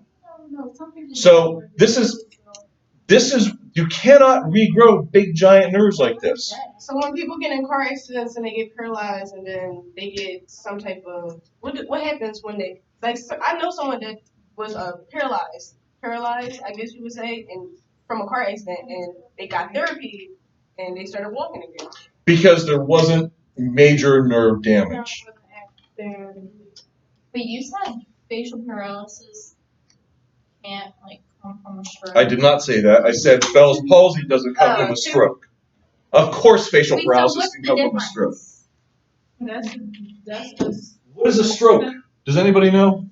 It's a brain attack. It's a brain attack. It's a disruption of blood flow to part of the brain. Right. Just like a heart attack is disruption of blood flow to part of the heart. Facial paralysis and Bell's palsy. If both Bell's palsy, Your face is still paralyzed either way. Yeah, but I feel like Bell's palsy. The difference is You don't know where it's caused from. the difference is it's because that nerve is dead now. It has lost blood supply. A facial nerve, as a for instance. Because in Bell's palsy, it's the facial nerve, right?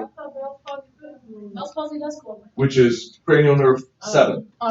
Bell's palsy. But Bell's palsy is just an inflammatory process around the nerve. The nerve itself isn't dead. That's a big difference.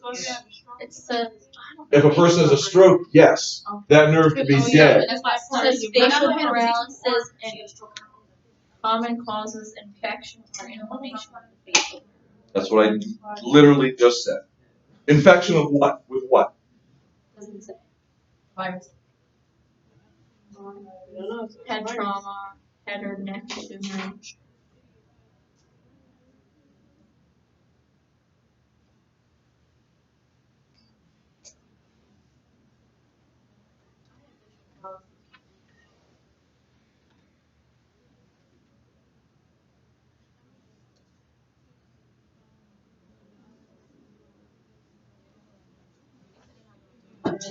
Medscape, Bell's palsy, medication, corticosteroids, antivirals. I don't know why you weren't able to find that. I did. I read it aloud. Bell's palsy, also termed idiopathic facial paralysis, is the most common cause of unilateral facial paralysis.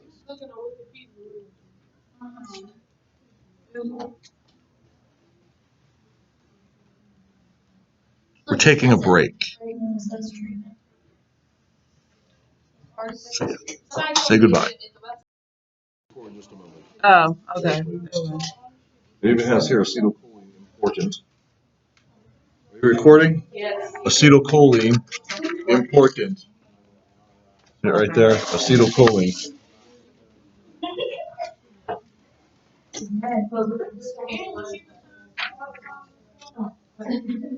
Oh, no, I have a better way too. You know what, this is on the spot. We talked about atrophy, we talked about hypertrophy a little bit. Muscles that you need to know, we talked about those. Okay. So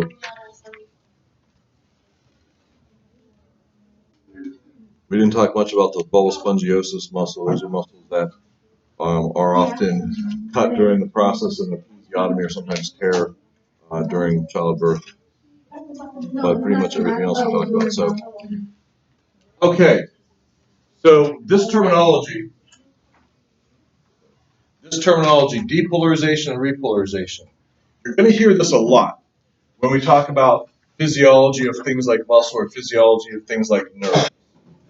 So you're going to hear about this a lot. So I'm going to try to explain to you what this means.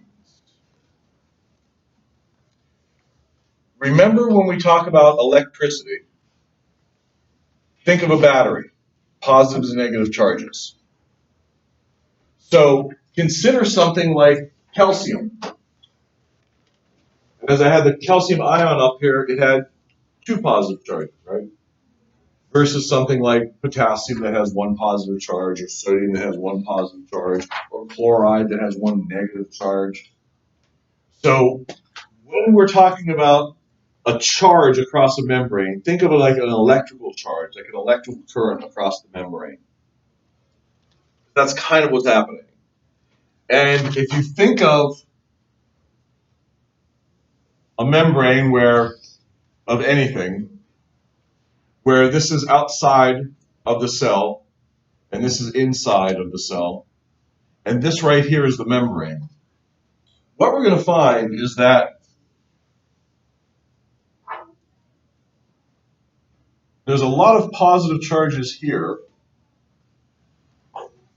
and a lot of negative charges on the inside of the membrane. So let me change the membrane just a little bit to a different color. So this is our cell membrane, or a muscle cell, or a nerve cell, whatever. Outside of the cell is here, inside of the cell is here. So typically we're going to see more of a positive charge on the outside of the cell, more of a negative charge on the inside of the cell. But what would happen if sodium starts to go from the outside in? What's it going to bring with it? Well, okay, that's kind of true. But it brings a positive charge. So if sodium goes from here into here, that means now we have more of a positive charge happening on the inside compared to the outside. This is what we call depolarization. The inside of the cell is becoming more positive. And then it's going to reset itself. And that's going to be the result of ions moving back out of the membrane through a channel or something. That's going to put it back to where it was before. That's what we call repolarization. Now, why is this important? Why does this matter to you? Well, remember a while ago when I talked about the cell and I said when the inside of a cell changes, something's going to happen. No, that's changing permanently. When the inside of the cell changes. When something becomes different inside of a cell, something's going to happen. The fact that this is becoming more positive in here means the inside is now different. So now we can expect something to happen or some kind of change to occur. In this case, if this was a muscle cell, then all that calcium that was stored in here is going to get released all throughout the inside of the cell until this goes back to where it was before, and then that calcium is going to go back to where it was before until the next time it's ready. When we're talking about a nerve cell, and I said to you, an action potential moves down a nerve cell lightning fast, right? I said this was an electrical message. This is how an electrical message gets from here down to here. Watch what happens. As sodium comes in here and here and here, now we have more of a positive charge here and more of a negative charge here. What we want to do is we want to perpetuate that down this direction. So this here will then become more positive, but this one will become more negative here and more positive here. And then this positive charge will reset here, and this will become more negative, but then this will become more positive, and this will become more negative. So it's going to continue down this way doing that. As the charge changes, it's going to continue in this direction. The reason it doesn't go backwards is because it takes a second for it to go back into this repolarization stage. So in order to flip back, there's a bit of a pause. So this one takes a second, and then it's going to flip back, which causes the charge to continue this way, the positive charge to continue this way. Have you ever seen one of these illuminated signs that has light bulbs around it? Yeah. These are mushrooms, it looks like. But what happens is this bulb lights, and then it goes out, but then this one lights, and then it goes out, and this one lights, but then it goes out, and this one lights. But it does it so rapidly, it creates this light that looks like it's going in the direction of the arrow. So it's on, off, on, off, on, off, on, off, on, off, on, off, on, off. Does that make sense? I think most people are familiar with that. You've seen an illuminated sign with these light bulbs on it, and what happens as they go on, and then just as this one's turning off, this one turns on, just as it turns off, this one's turning on. So it creates this direction that makes you want to look that way, like the light's traveling this way. This is the same thing that happens with this positive charge from the outside to the inside of the membrane. It's traveling down this way because as this one suddenly becomes negative again and becomes positive out here, well then this charge is going to jump here, and it's going to continue with that. That's what creates our electrical current going in this direction. And that electrical current is a message.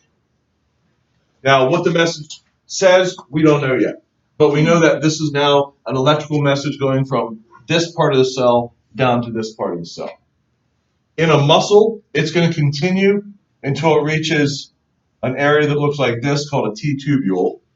At that point, when the charge dips down in here, then that calcium gets released. In a nerve cell, it's going to continue until it gets to the very end. And then what's at the very end? Calcium channel. When it gets to here, that's going to cause calcium to come in here, which is going to do what? It's going to cause the release of some sort of chemical out of this end. The electrical current is the result of positive charges coming into the cell, making the inside of the cell more positive here than here than here than here than here than here than here. Here than here than here than here than here than here than here. Here, here, here, here, here, here. This is stuff that I would like to show in some sort of animation, but unfortunately I'm using a light from the 1940s, so we can't really see it with the projector. So this terminology, you're going to hear a lot. When we talk about muscle physiology, which we did, depolarization, and then the resetting repolarization. When we talk about nerves, you're going to hear about depolarization and repolarization. When we talk about the heart, depolarization of those muscle cells and repolarization of those muscle cells. So this is going to come back around and around and around, which is why I took the time to write these out on the board. Because you'll find them in notes somewhere, but you probably want to have them now so you can review them over and over and over again.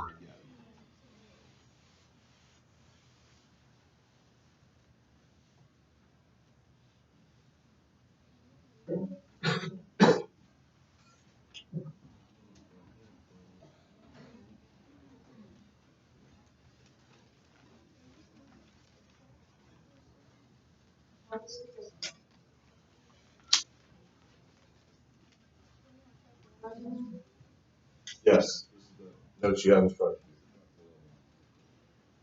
Does everyone have this? Yes. Yes. Got it? All right. That's going to take us to the nervous system.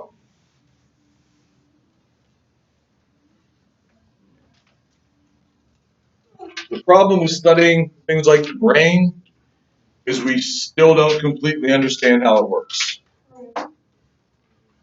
That makes it the brain. For instance, we know the basic physiology of how a signal gets sent throughout the brain and causes another neuron to react and another one and another one. We know that there's just going to be an electrical signal that becomes a chemical signal, becomes an electrical signal. That we understand. But how that becomes a thought or an image in your head of what your mother looks like or what school you went to when you were in 3rd grade, or what a brontosaurus or a T-Rex would look like walking across the parking lot right now, we have no idea how that happened. And the amazing thing is, you've never seen a T-Rex walk across the parking lot, but you can imagine in your head right now. So how you create these images, nobody really knows. The brain is a pretty amazing thing, the things that it can do. Everything you feel, like love or hate, anger, disappointment, sadness, victorious, Have you ever seen a movie, hopefully. Lucy? Yes. Yes. Did you like it? It was a great movie. Totally unrealistic, but a great movie. You never know. No, actually, this part we do know. Because how much of your brain do you use? 80. 20%. No. 80%. We use all of our brains. So why do people say that like, you don't actually use? Which doctor said that? Yes. We had this conversation. Yeah. Yeah, because I brought up Lucy and you said that shit. Every doctor will tell you we use all of our brain. So you know, We just don't use it at the same time.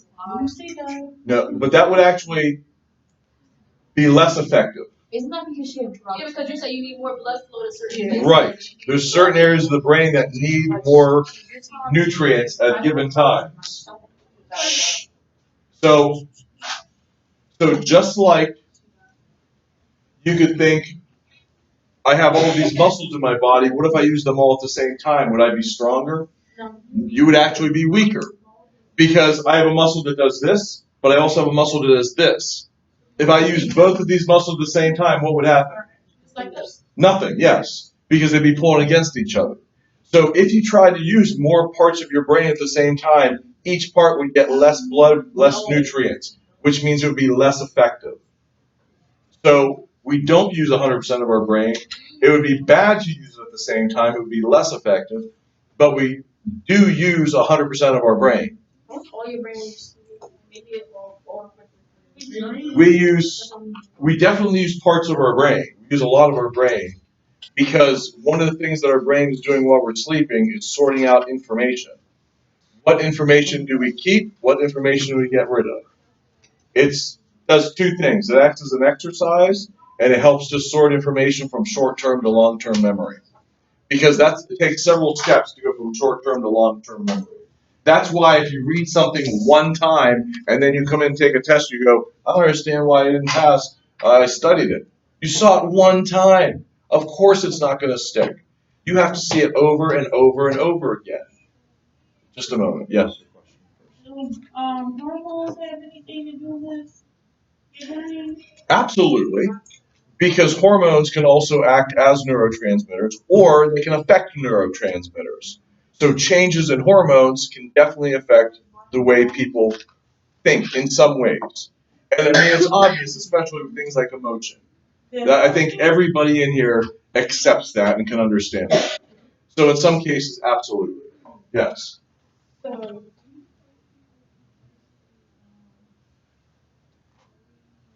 like other people's minds. I knew you were going to say that. And right now you're thinking, he's a liar. You're right, I am a liar. No, people cannot read other people's minds. My dad always say when his twin was spent, like he could always tell when something was going on with his twin, and he lived miles and miles. Okay, listen.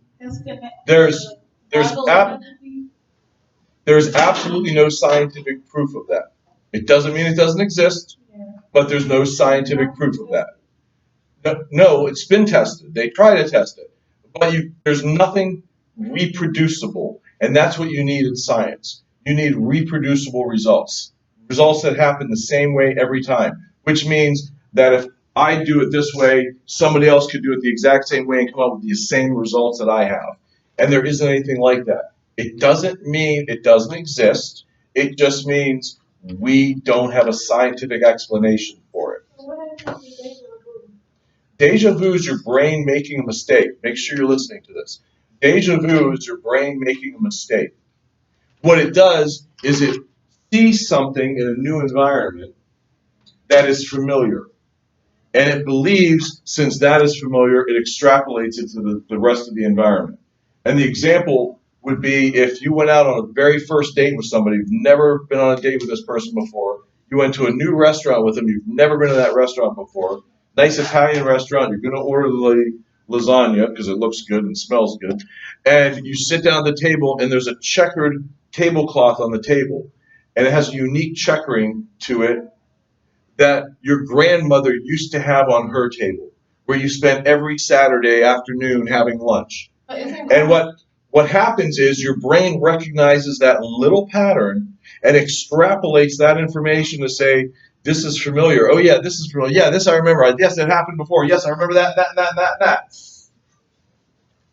It is not you seeing the future. It is not the Matrix. It's your brain making a mistake. And you have to believe it because it's your brain. But understand something.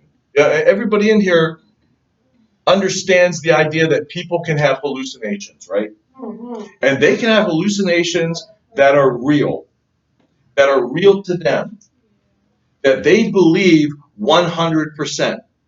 But it's not real. And here's the thing. It's not real. To that person, they believe that the person or people they're seeing are actually exist. They believe, for instance, that they're in a classroom right now, but you're not. You're in a hospital, in a room, just with the doctor. There's no one else here. So imagine me trying to convince any one of you right now that you're not in a classroom with other people in the room, that it's just me and you in a hospital. There's no other person around you. That's what you would think. But the reality is, to some people, when they have hallucinations, they are that strong. That's their brain making a mistake. Dang, what about the baby? I don't understand. I didn't understand the question. What if I was telling the baby what if I was hallucinating as a baby or something? That's like a world.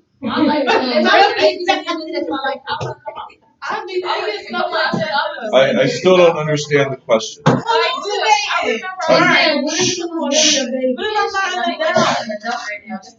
or what if I was old right now? Right, and that can happen, and you'll run into patients that are like that believe they're a different person, that they're in a different point in their life, that they're in a different place in their life.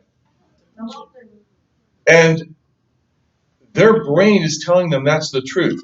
Just like right now, your brain is telling you that you're in a classroom surrounded by other students. So it's amazing what the brain can do, and it's amazing when it makes mistakes. How people don't understand it. Yes. Somebody said, I heard this movie. Now you're gonna dream of you die and wake up. That's not true. Because somebody say you never experienced dying. No, that's not true. That's not true. So when you die, what happens? But that's not true. I'm gonna wake up dead. I'm like, you don't wake up dead. You gonna wake up dead. Why you gonna wake up in heaven? What is it? There's no heaven. Alright. So everything that you experience in life,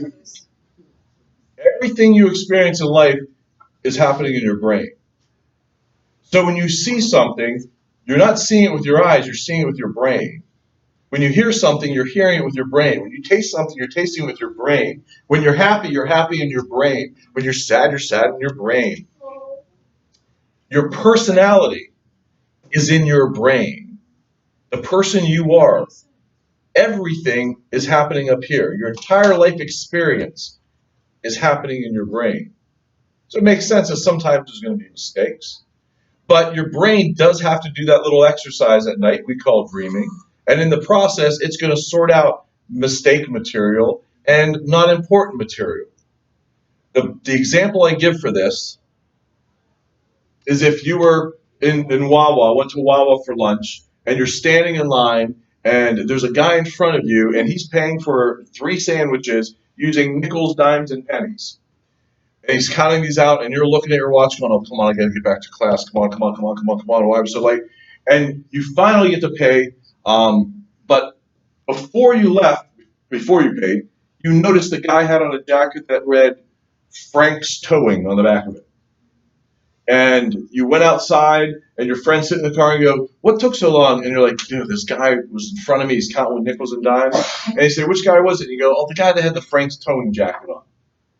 But what if that person didn't ask you what took so long? What if you got in the car, you left, you came here, you ate your lunch, and you didn't even worry about it? Then 3 weeks go by, and I say to you, oh, you took a long time at Wawa. What happened? And you go, oh, some guy in front of me, I think he was counting out change or something.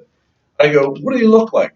And you'd say something like, well, he was just a guy. I go, what was he wearing? And you'd say, I don't know, he had a coat on, and it was like a construction company or something like that. Why don't you remember Frank's Towing anymore? Because it's not important.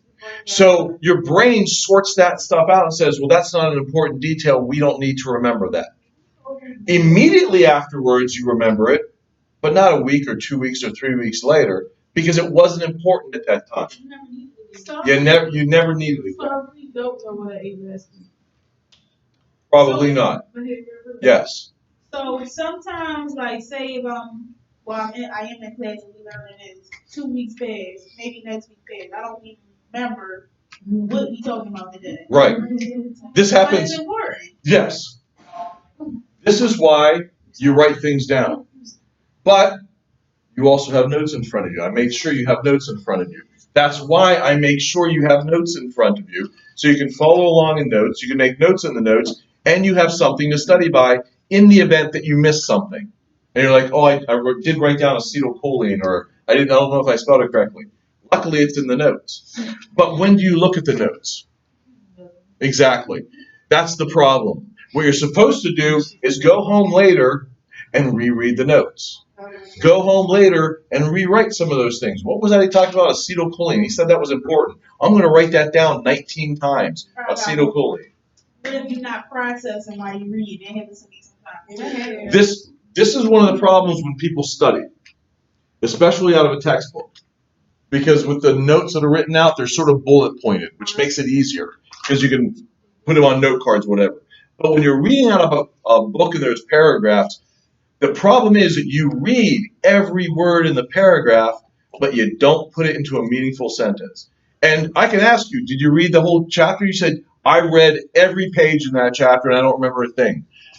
Because here's what you need to do. When you get done after reading a paragraph, stop, look away, and ask yourself, what did I just read?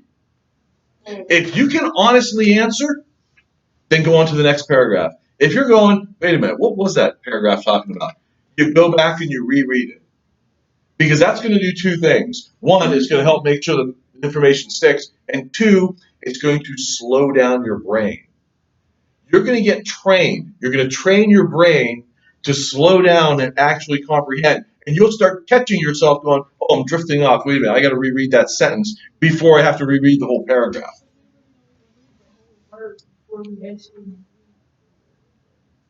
It makes no sense, which is exactly what happens.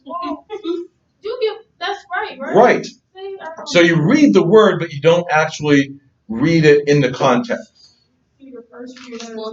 You're just looking at it. That's a good way of putting it. You're just looking at it. So, I'm sorry?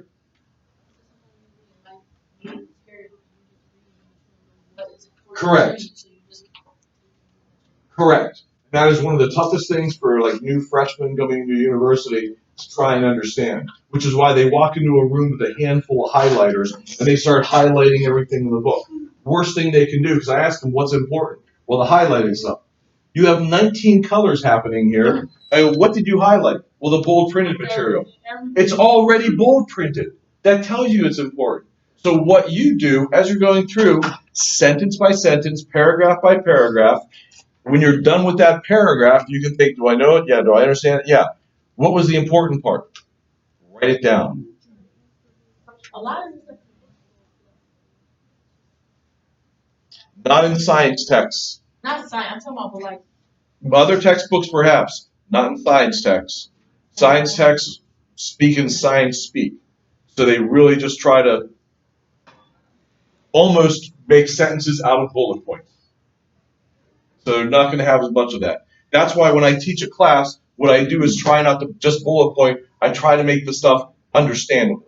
I try to make examples that say, okay, this is why you would need to know it. Or this is something you can relate to, like that sign with the lights that flash, that create that directional signal. So I try and do that because the books don't do that. That's why you come to class. That's the purpose of coming to a class. Because then you get my experience and my expertise to try to make the important stuff as understandable as possible. That's why you pay attention in class. If you're looking at your phone, you're not paying attention. If you're sleeping, you're not paying attention. Do you drift off? Of course you do.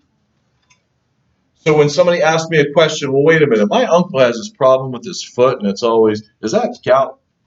That's why I take time to answer questions like that, because that gives everybody else a moment to go, oh, man, this is a lot of information I got to take in. Boy, I got to study this one time. I got to make dinner for them tonight and tomorrow and a week in advance. And then I get done with that, and I bring us back into the conversation again to give your brain a little bit of a break so you're not focused the whole time. That's why I do that. I try and include other video stuff as well. There we are.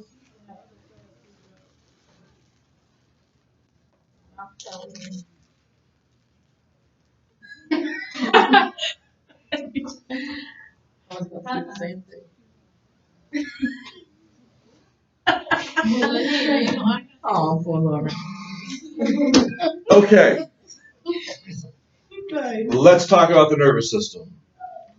The nervous system is broken down into two parts. CNS, central nervous system, and the PNS, not penis, PNS, peripheral nervous system. Don't get confused. Peripheral always means peripheral. Everybody in here has heard the term peripheral vision, right? Which means the vision off to the sides. So when we talk about the peripheral nervous system, it's the nervous system off to the sides. Central nervous system is going to be where?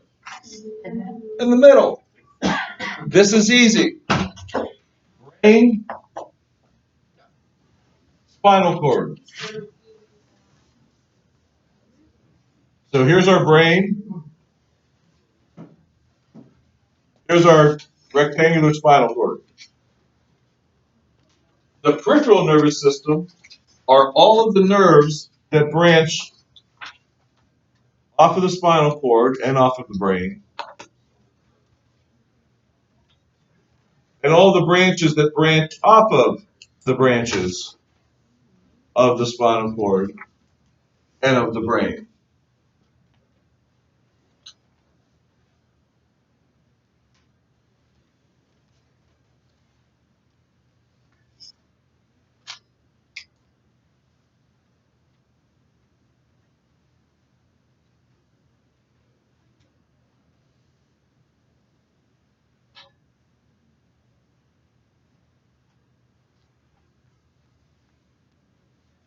Data storage and interpretation.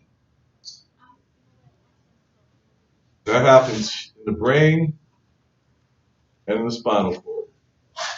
Data storage and interpretation. Nope. None of the CNS, no. That's it. Brain and spinal cord.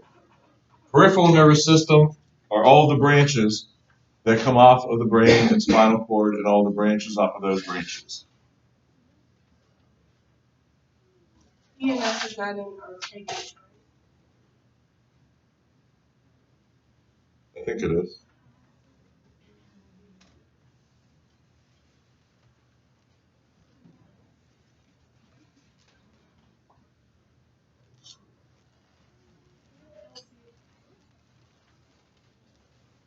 This is a textbook. Here. Hold on, you will. Hold on, you will. Incoming messages. Touch something hot. Step on a tack. Information comes in. Outgoing messages.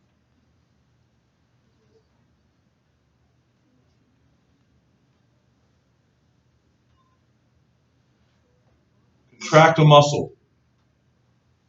Jump out of the way.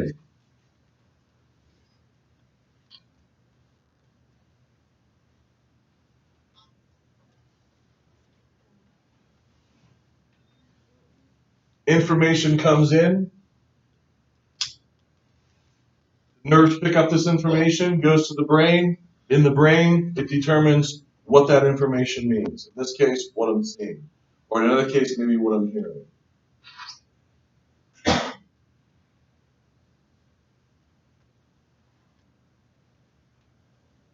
So, sending signals super fast. Yeah. This happens everywhere throughout all this.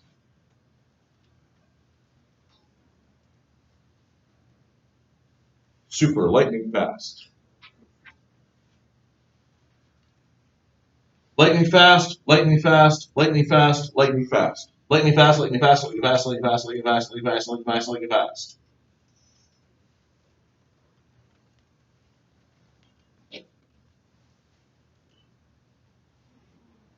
The peripheral nervous system are all the branches of nerves that branch off the brain and the spinal cord and all the branches off of those branches. The peripheral nervous system is further subdivided into two parts.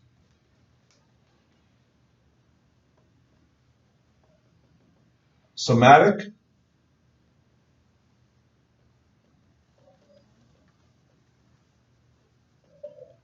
and autonomic.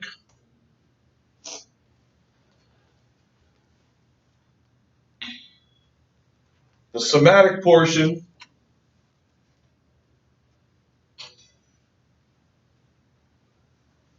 voluntary control. Remember, if you want to move a muscle, a nerve has to tell that muscle to contract. So a signal has to travel down a nerve and say, contract the muscle, and now my arm can move. This is voluntary control. Somatic and autonomic. So autonomic is going to be involuntary.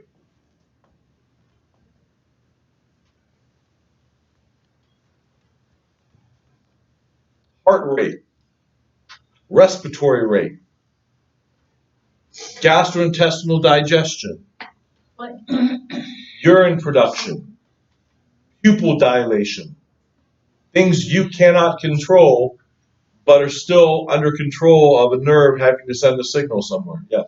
You can control your heart, your respiratory rate. Can you do it while you're asleep? No. But you don't have to do it. When you're here, sitting here, not once today did you think, I gotta breathe. That's right. Now I remember. No, what I'm saying is, Right. change it. You can. You can change it. You can hold your breath. You can take deep breaths, but you don't have to. Unless you. It's done. It's something that is done involuntarily. Hopefully, yes. What was I supposed to do? Make my heart beat. That's right. That's why I said there was up to me. I'm afraid God. What did I forget to do this morning? Breathe again. So the autonomic nervous system is then further subdivided into two parts. More parts.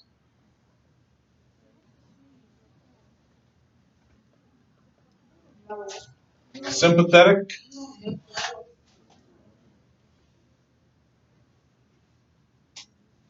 Parasympathetic. Two parts. Sympathetic, parasympathetic. Now remember, this is stuff that's being done involuntarily. So, parasympathetic is often referred to as rest and digest. Sympathetic is often referred to as fight or flight. So, when you're sitting on that sofa on a Friday evening with your significant other and you're watching a movie and you're eating popcorn and you're nice and comfortable and your heart rate is just,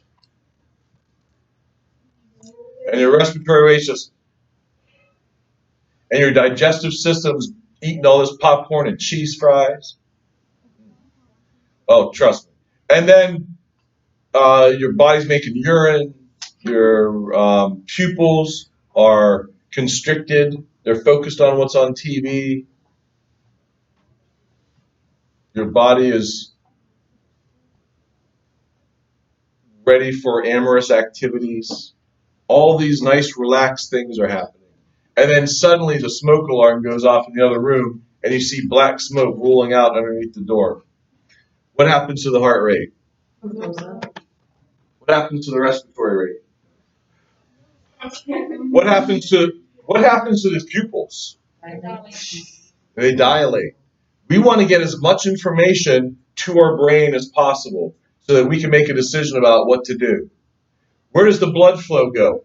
No longer goes to digestion. We don't have time for that. It's a fire. And I got bronchitis. Nobody got time. So where's the blood flow going to go? Muscle. Yeah. I am taken off. She can come if she wants to, but I'm leaving. Most of our life, we live here. Most of our life, we live in the parasympathetic autonomic nervous system of the peripheral nervous system. When there's a bear chasing us, we switch to this. We don't think about it, it just happens. And remember, when you're being chased by a bear, you do not have to run faster than the bear, you just have to run faster than the person next to you. You're gonna get somebody.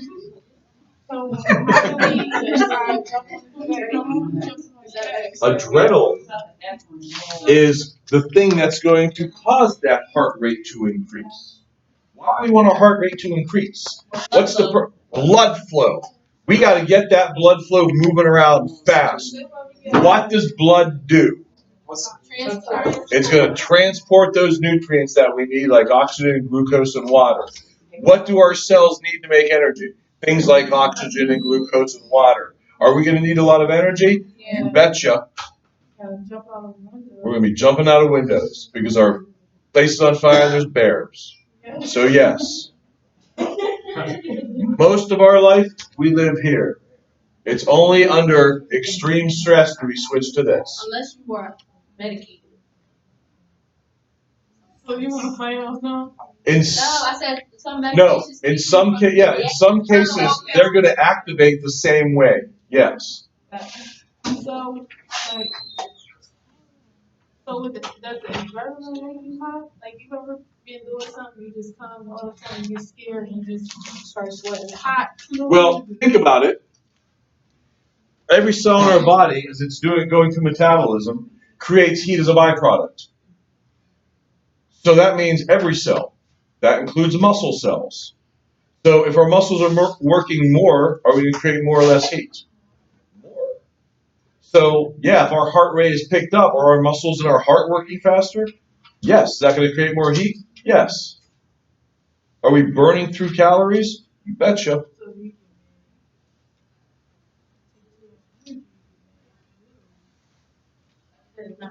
Yeah, but think of it this way: it's a weight loss program. Losing weight because you're burning calories through anger. Get mad. Get very mad. Get very mad. That's why he'd be sleeping away. Does this make a little more sense now? And now you see how the peripheral nervous system actually is included on that. It's just not actually written in. So you can write at the top of that, the peripheral nervous system is divided into these. Good? Got it? Just the person. Wait, what? I said, what makes you want to learn? Like, just depending on the person.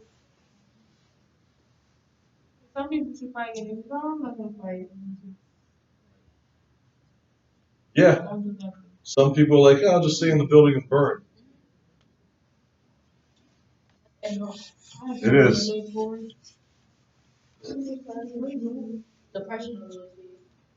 All right, we're on to neuroglia cells.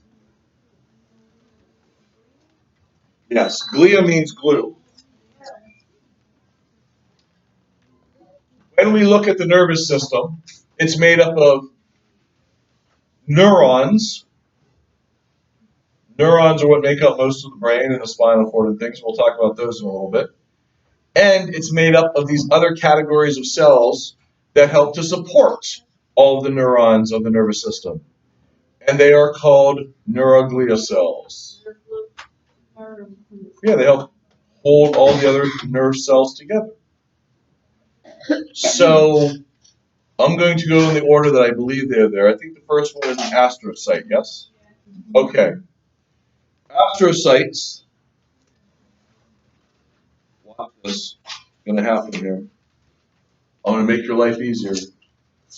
Astrocytes are cells with radiating branches. Radiating means stick out in different directions. So that reminds me of a star. And astrocytes make up what we call the blood-brain barrier. If you look at a star, it even has sort of an A right there. A for astrocytes. Now, what is the blood-brain barrier? The brain is made up of neurons. Neurons are very delicate cells. We got to be really careful with them. That means we don't want just anybody having access, VIP only. So we have to create some sort of way, some kind of a barrier, something that's going to allow only some things to go across and meet the brain in person and not everything. And that's what happens in the capillaries at the level of the meninges, just below the arachnoid mater. That's where blood is coming to the brain, and there's a special little separation that is going to allow some particles to come across and other particles not to. One example that everybody in here is familiar with that crosses the blood-brain barrier is diphenhydramine, which is the active ingredient in Benadryl. And what side effect does Benadryl have? Drowsiness. This is a very common side effect of anything that crosses the blood-brain barrier. So we have blood here. We have brain here. And well, that's brain. We have brain here. And there's a fence in between made up of these cells with these radiating branches that even sort of look like the letter A, astrocytes. That makes sense. A little bit of cents? Half a cent, 50 cents? Okay. Astronauts.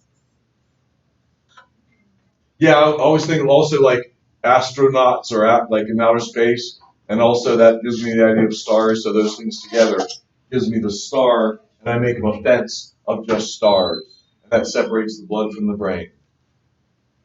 The next neuroglia cell that I'm pretty sure I have there is the ependymal cells. Okay, microglia. Okay, microglia cells are cells that can move.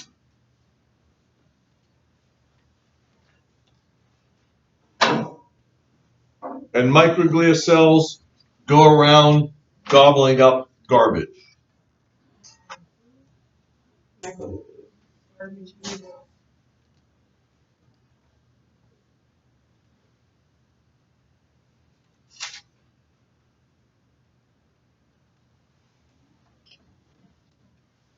They go around gobbling up things that don't belong. That's just a plural. That's the plural of the noun, microglia. So it's a recycler. He's more of a destroyer. He's more of a seek and destroy. Right. Gets rid of old cell parts, things that aren't necessary, maybe bacteria. Whatever's there, it doesn't belong. It's his job. Now we're on ependymal cells, right? Okay. Ependymal cells are found in the ventricles of the brain. The ventricles are hollow spaces. And the ependymal cells make cerebrospinal fluid. Ependymal cells make CSF, cerebrospinal fluid. So what is cerebrospinal fluid? This is the fluid that circulates around the brain and the spinal cord to deliver nutrients. That's the stuff they check when they do a lumbar puncture or a spinal tap. Let's see. Looking for any indication of infection. CSF, cerebrospinal fluid.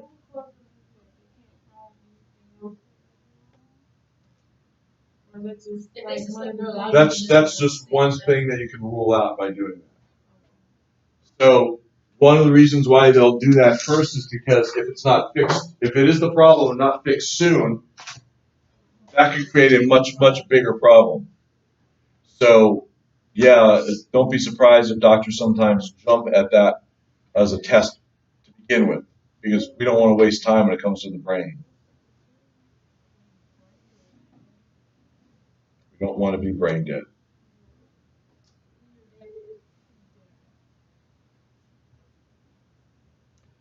The next two that should be there are the oligodendroglial cells and the Schwann cells. Correct? Yes. All right. This gets a little confusing because we haven't talked too much about neurons yet. But neurons have a type of insulation wrapped around them called myelin. So if this is our neuronal cell, looking something like this, it has this insulation that wraps around the long axon part. And the reason for that, I call it insulation, is to help that electrical signal leapfrog down here that much faster. This is called myelin.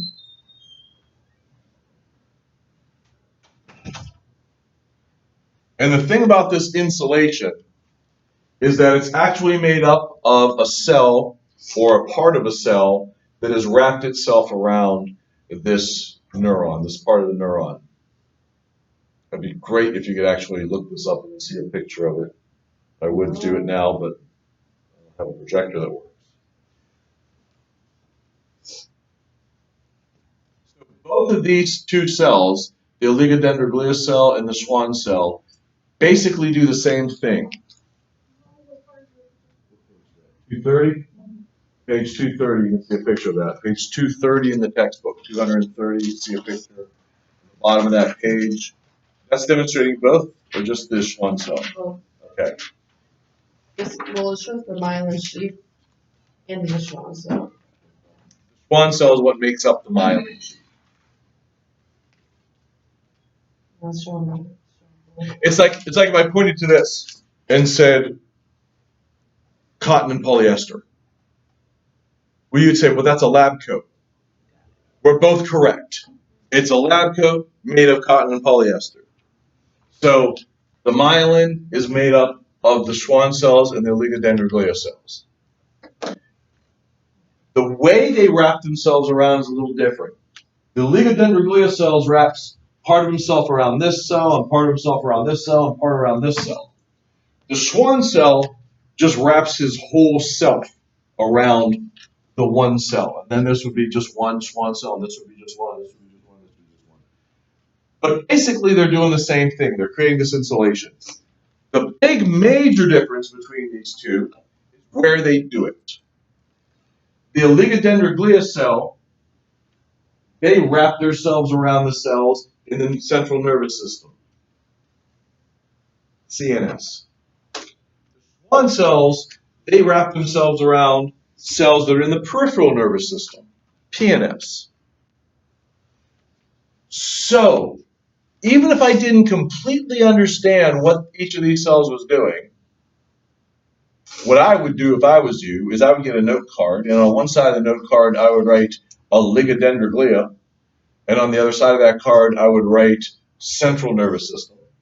And then get another note card and write Schwann cell, and on the flip side of that I'd write peripheral nervous system, or PNS. So at least I would know where they're doing their job. Even if I didn't completely understand how they were doing or what they were doing, I would at least know where they're doing it. That's what I would do if I were you. Does that make some sense? It does.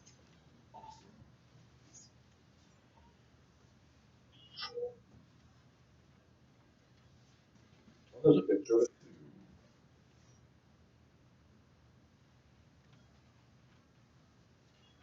Okay, so let me take a moment and explain to you what neurons look like and what nerves look like. The neuron is the parenchyma. It's the cell of the nervous system that does what nervous system cells do. It's the main type of cell of the nervous system. That is a neuron. And they have radiating branches. I know you're going to say it looks like a palm tree. I'm not disagreeing. There is the body.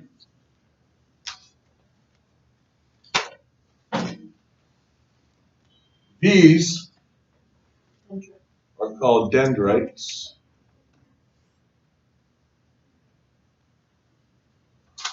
This long thing here is called the axon. The end of the neuron is referred to as the bouton, or the end of the axon, or the end of the neuron.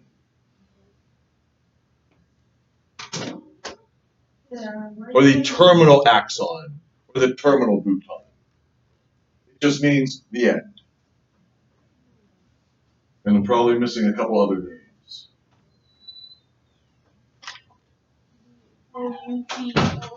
Bouton.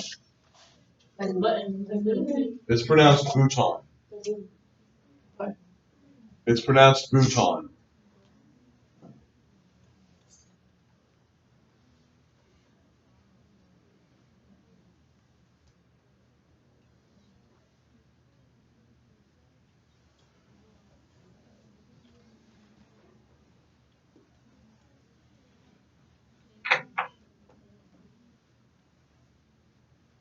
Okay.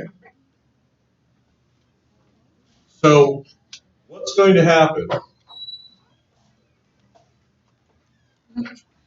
An action potential,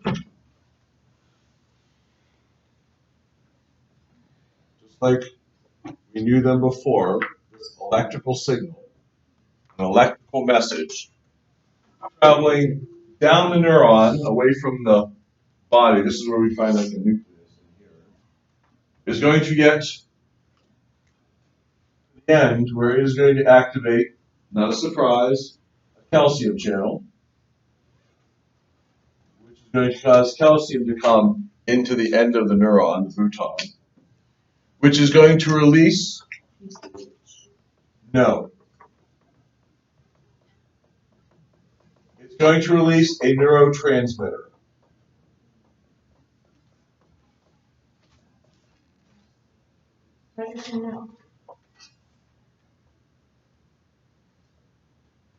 Because acetylcholine is specifically for muscle. Oh, okay. In this case, this signal, I'm going to have this signal go to another neuron.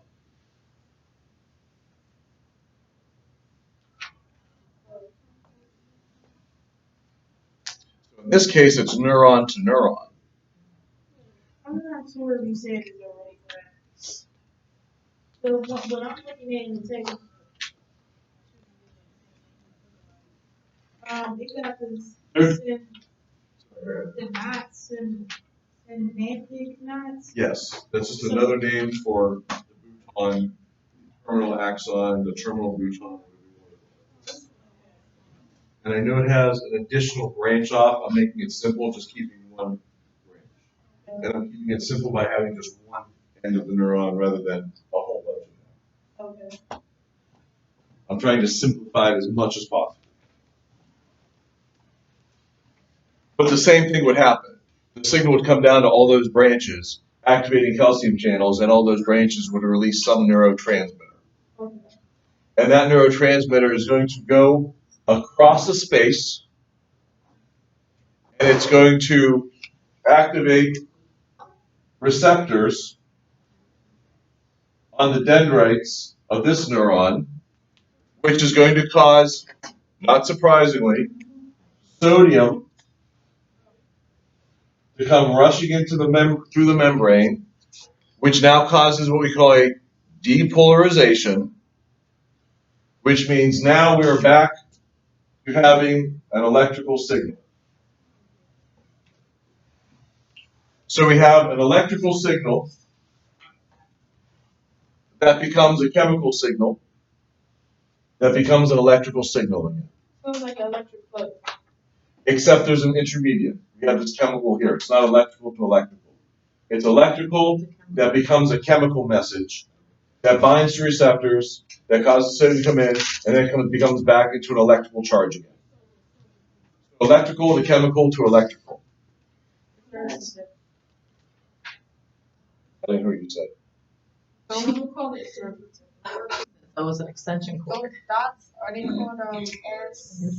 No, this is not acetylcholine because it's not going to a muscle. If it was going to a muscle, then it would be acetylcholine. This might be serotonin. This might be dopamine. You don't know. I'm just saying generically, this is just a neurotransmitter. There's lots of different neurotransmitters. What would be an example? This like soda pop. I can say it's soda pop. You say, well, is it Coca-Cola? It might be Coca-Cola. Well, is it Pepsi? It might be Pepsi. Is it Tab? No. Or Tab. But I'm just saying generically, this is a neurotransmitter. So I'm saying generically, like soda pop is soda pop. Right. You're asking, well, which one is it? Right. We're not getting into that right now. We're just saying this is what happens here. We have the electrical signal that becomes a chemical signal that becomes an electrical signal. But in theory, it just depends on what the nerve is doing. Correct. Depends on where the nerve is and what it has to release. Now, understand something. There might be another nerve here. And maybe another one here. But they all do their own. So this might also get some of that signal. Right. And this might also get some of that signal. So then that electrical signal is going in many different directions. This is something that we'd see, for instance, in the brain. So, when we close our eyes and like the electrical signal. I know what you mean, though. Oh. You close your eyes really tight and you get those little Those squiggly lines. spots like stars. Yeah, those are hyperexcited retinal cells that's sending a signal back to the brain. That's all they are. And they're hyperexcited simply because you close your eyes tightly and it shuts the blood supply off for a minute. Okay. So one of your questions should be, well then, where did this originate? Where did this start? It started because there was a neuron over here that sent a signal that was an electrical signal that became a chemical signal that binds to receptors on these dendrites and then turns back into an electrical signal again. It is here in the neuron that the neuron decides, I just got a signal, what do I do with it? Is it important? Is it not important? If it's important, I'll send it on down the lane. If it's too weak, I'll wait to see if it gets stronger. If it's strong, I'll send it on down the lane. That's it. That's how your brain works. Everything you think, everything you know, every image you have in your brain, every feeling that you have is an electrical signal that becomes a chemical signal, that becomes an electrical signal, that becomes a chemical signal, that becomes an electrical signal again. And it just continues like that. This part we get, we understand this. How this becomes the answer to the test question, what is 4 plus 5? Anyone, thank you for helping me out on that one. 9, how did you know that? Well, I remembered it. How? Well, I just did. Okay, we don't understand that. We don't understand how an electrical signal become a chemical, and an electrical become a chemical, and an electrical is suddenly the ability to remember mathematical equations. So is it how do I say this? Is it something that not, oh my God. All right, so you know how, say, you got some people that know math off the top of their head, you got some people who got to count. Is that anything? No idea. Okay. No idea whatsoever. But you just mean remember. Right. Just like if I say, picture what your mom looks like, what her face looks like, in your head. Can you see that? Can you see that image? Okay, picture what who was in the news? Oh, Jennifer Lopez. She was in a Super Bowl thing, right? Picture what Jennifer Lopez looks like in your head, or Shakira. I can picture Shakira. She's pretty. Come on, I don't care who you are. So picture that in your head. How did you get that image? How did that electrical current that becomes a chemical becomes electrical, how did that become that image? And remember, the electrical current is nothing but positive charges being on the outside, then on the inside, then on the outside, then on the inside, then on the outside. That's all it is. How does it become that? We don't know. We might never know. We might not be smart enough to figure out how the brain works. Maybe we're just not smart enough. Yeah, but it doesn't like remember. Maybe you're way smarter than you think. Don't know. Like going over it over and over and over. Yeah, that puts it in long-term memory. That's what I was talking about before. Because 99.9% of people have to go through that, put it in short-term storage first, and then move it into long-term storage. There's only a small percentage of people, and when I say small, I mean less than 1%, who don't have to do that. Those are the people who you can ask them what they had for lunch on September 29th, 1984. And they will say, oh, I had a hot dog that day. I remember because I was in my senior year of high school, and I wore that sweater because it was starting to get a little cold already, and they had hot dogs for sale in the cafeteria, and the hot dogs were 50 cents a piece. There's you're gonna there's only a small percentage of people who are capable of doing that, I remember when and they don't do it on purpose. I was saying, because I know it's a thing, you know, like they do these competitions for memorization. I had an antibiotic. That's a little different. I Though. know, that's because Yeah. you said the other people is not purposeful, but these people are doing it on purpose. Yeah. Like they have like different types of like the girl read like only pages for a whole like number.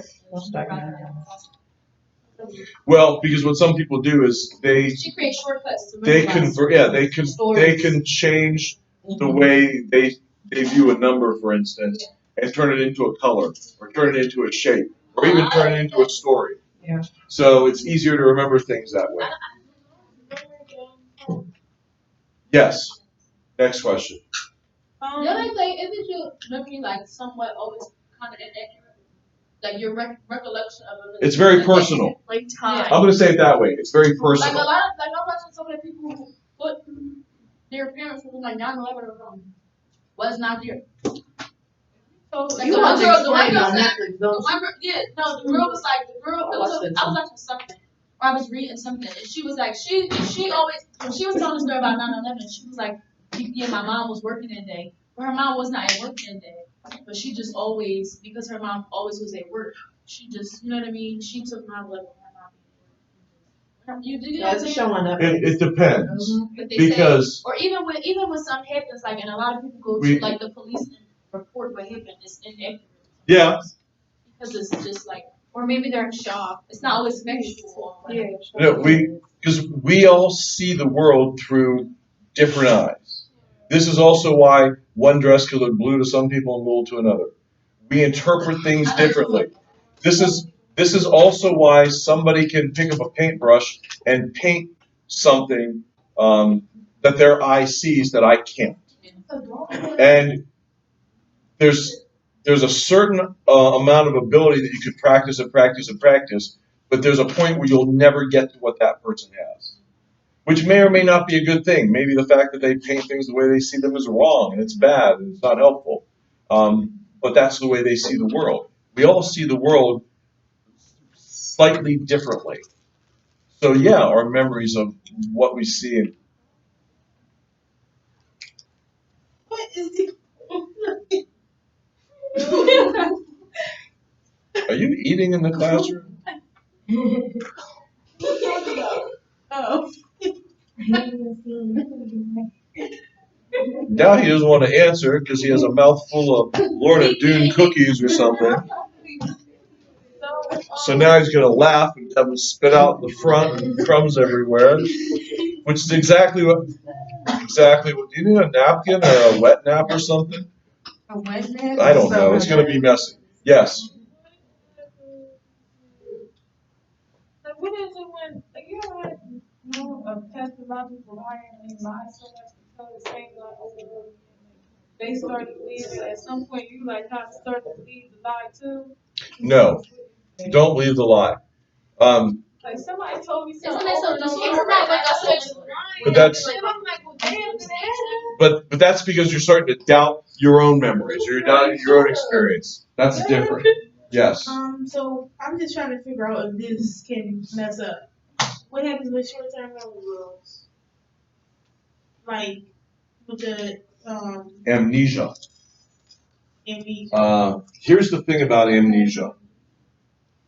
Amnesia is supposed to happen. It's a defense mechanism. Because when that person gets in that car accident and goes flying through the windshield and then hits a tree, the brain says, I don't want to remember that. That sucked. Yeah, right. But if you talk to enough paramedics, they will tell you they got to the accident scene within minutes. They were right around the corner when it happened. They heard it happen or something. Got right there, got to the patient, asked the patient what happened. The patient said, my car spun around like 6 times. I flew out through the windshield. I hit the tree. And they say, okay, we're taking you to the hospital. They get him in the gurney. They rush him to the hospital. As they're wheeling him to the hospital, the same patient goes, wait, where am I? What happened? Oh. It's like, well, you hit a tree. Remember? Like, I don't remember anything. Because their brain says, this sucks. I don't want to remember this. I don't want to have to think about this again. I want to think about those other things. Remember when I bought that $2 lottery ticket and won $150? That's the memory I want to have. that happen, that's gonna become a problem. But the problem is, it's supposed to happen. Unfortunately, it happens sometimes when it shouldn't be happening. It's a defense mechanism that's there for a reason, but sometimes it gets triggered accidentally. The same way the immune system could make a mistake and destroy something that it thinks shouldn't be there, but it does. In some cases, it can get triggered and happen when it's not supposed to. And just like in the movies, when the people are standing around the patient, the family members, and they're talking to the doctor, and they ask the doctor, when are they going to get their memory back? The doctor says the same thing every time. We'll just have to wait and see. Because the reality is, we have no idea. We don't know if it's going to come back all at once. We don't know if it's going to come back in little bits. We don't know if some of it's going to come back, but the long term is going to come back, but not the short term. We have no idea. So is the electrical signal reaching to the chemical signal? Don't know. Oh, that's where I was trying. That's the problem. And this is where most problems happen, right here. Let me circle this in, I don't know, I guess red. This right here, please look up here because this is on the test. This right here is what's called the synapse. Y-N-A-P-S-E. That is in the notes, that is in the text, that is from my face. The synapse. Notice what the synapse includes. It includes the end of this neuron, the space, and the beginning of the next neuron or neurons, depending upon how many there are here. All of that makes up the synapse. The space alone, the space, is called the synaptic gap, or synaptic cleft, or synaptic junction, or synaptic space, or some people just refer to it as the synapse. So when somebody says synapse, technically it includes all of these. Sometimes they just mean the space. Now you'll notice how I differentiate this from neuromuscular junction, because I specifically say neuromuscular junction when it involves a neuron and a muscle. But here, neuron to neuron, I always use the term synapse. Because some people say, well, the junction between a nerve and a muscle is also a synapse. Okay, yeah, but specifically I call that a neuromuscular junction, so there's no confusion. Synaptic gap, synaptic cleft, synaptic space, synaptic junction, or sometimes people just call the space synapse. Now I said to you, this is where the problems happen. Because in some patients, they won't release enough neurotransmitter. In some patients, they release too much neurotransmitter, like that dopamine that we see in schizophrenia. Maybe they're not happy enough. They're not releasing enough selective serotonin or enough serotonin. So that recycler who's in here should be bringing stuff back in here. We block him. So that keeps that serotonin in that space longer, which means it activates these receptors longer, which means more sodium goes in, which means stronger depolarization, which means happier patient. Sometimes it's too much is being released, we'll block these. Sometimes we'll do something tricky. If there's a lot of whatever neurotransmitter coming across here, then we'll give the patient something that blocks these. So the receptors don't get activated. So the signal never makes it there. Now they're not as crazy as a for example.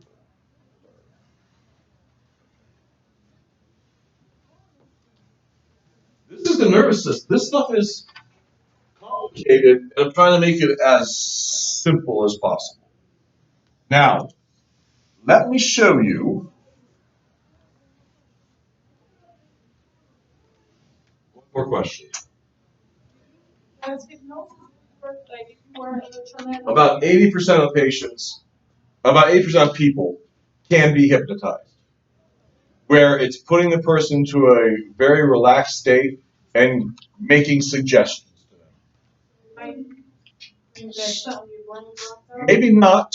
Well, yeah, that's what I'm trying to. No, I see. Well, that's. Yeah. Maybe not so much with bringing back memories. And again, we have to remember that memories might not be factual. So it doesn't work as good for stuff like that.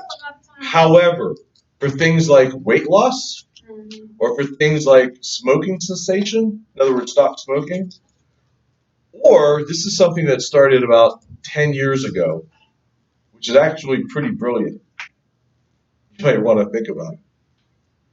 Hypnosis to help with study habits.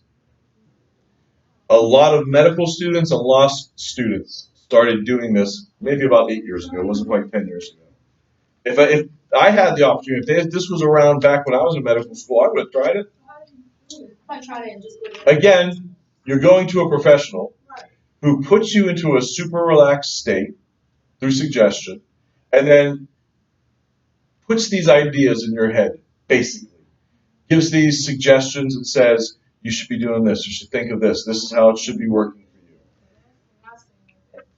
you. Does it work on your significant other? A person has to want to be hypnotized. But you can't just do it to them. No, you can't just walk up to somebody and say, voila. Okay. The people who do that work in work in carnivals. Oh, so you like vampires. If you see, if you ever gone to like a carnival or something, and they had like a show, and there's a guy who says, I'm going to hypnotize people, and he says, give me 10 volunteers, All the volunteers. and the volunteers aren't in on it. The volunteers are real people. But when he gets them up on stage behind the curtain, he says, look, here's what we're going to do. We're going to have fun today. And I'm going to say these things and just go along with it. Why do you think he calls 10 people up? They gonna do it. Because if you call one person up, there's a chance person goes, I'm not going to act like a chicken. I look like an idiot. But if there's 10 people and 8 of them go, oh yeah, this will be fun, then the other people are like, oh, okay, I'll go along with it since they are too. And then if they don't go along, the hypnosis expert could say things like, well, it doesn't work on everybody, but 80% of the time. So that's just for fun. It's not a trick or anything. It's more of a comedy. But real hypnosis can happen. It can work just to a certain extent on about 80% of people. You're in a very relaxed state, not asleep. No, you're not asleep. It's a very relaxed state. I'm explaining it for you. It's not sleep. It's a very relaxed state. Like you are. I'm just saying, he's very relaxed.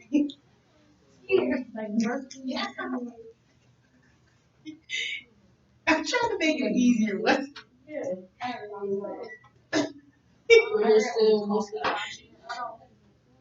Yes, you're conscious. But it's like it's called something. She's talking about the beginner stage into the nurse. Okay, so let's move on to this next part because I want to explain to you how neurons make up nerves. Because when you think of nerves, you want to think of something that's more like a string that's going to send a signal down it. And that's somewhat accurate. Here is my drawing of a neuron. It's almost exactly like the one in your book. Sort of, kind of, maybe a little bit, somewhat, partially. Okay. So, what if I simplified it even more and said that it basically looks like this? Does that give you the idea, same basic idea No. of what a neuron is? You don't see this? This part represents this. This part represents this. This part represents this. I know. I'm simplifying it. That's the idea. Because it would take way too long to draw all this out. So I'm making it really simple. So here's a neuron, just like this. He's going to send the signal to this neuron. He's going to send the signal to this neuron.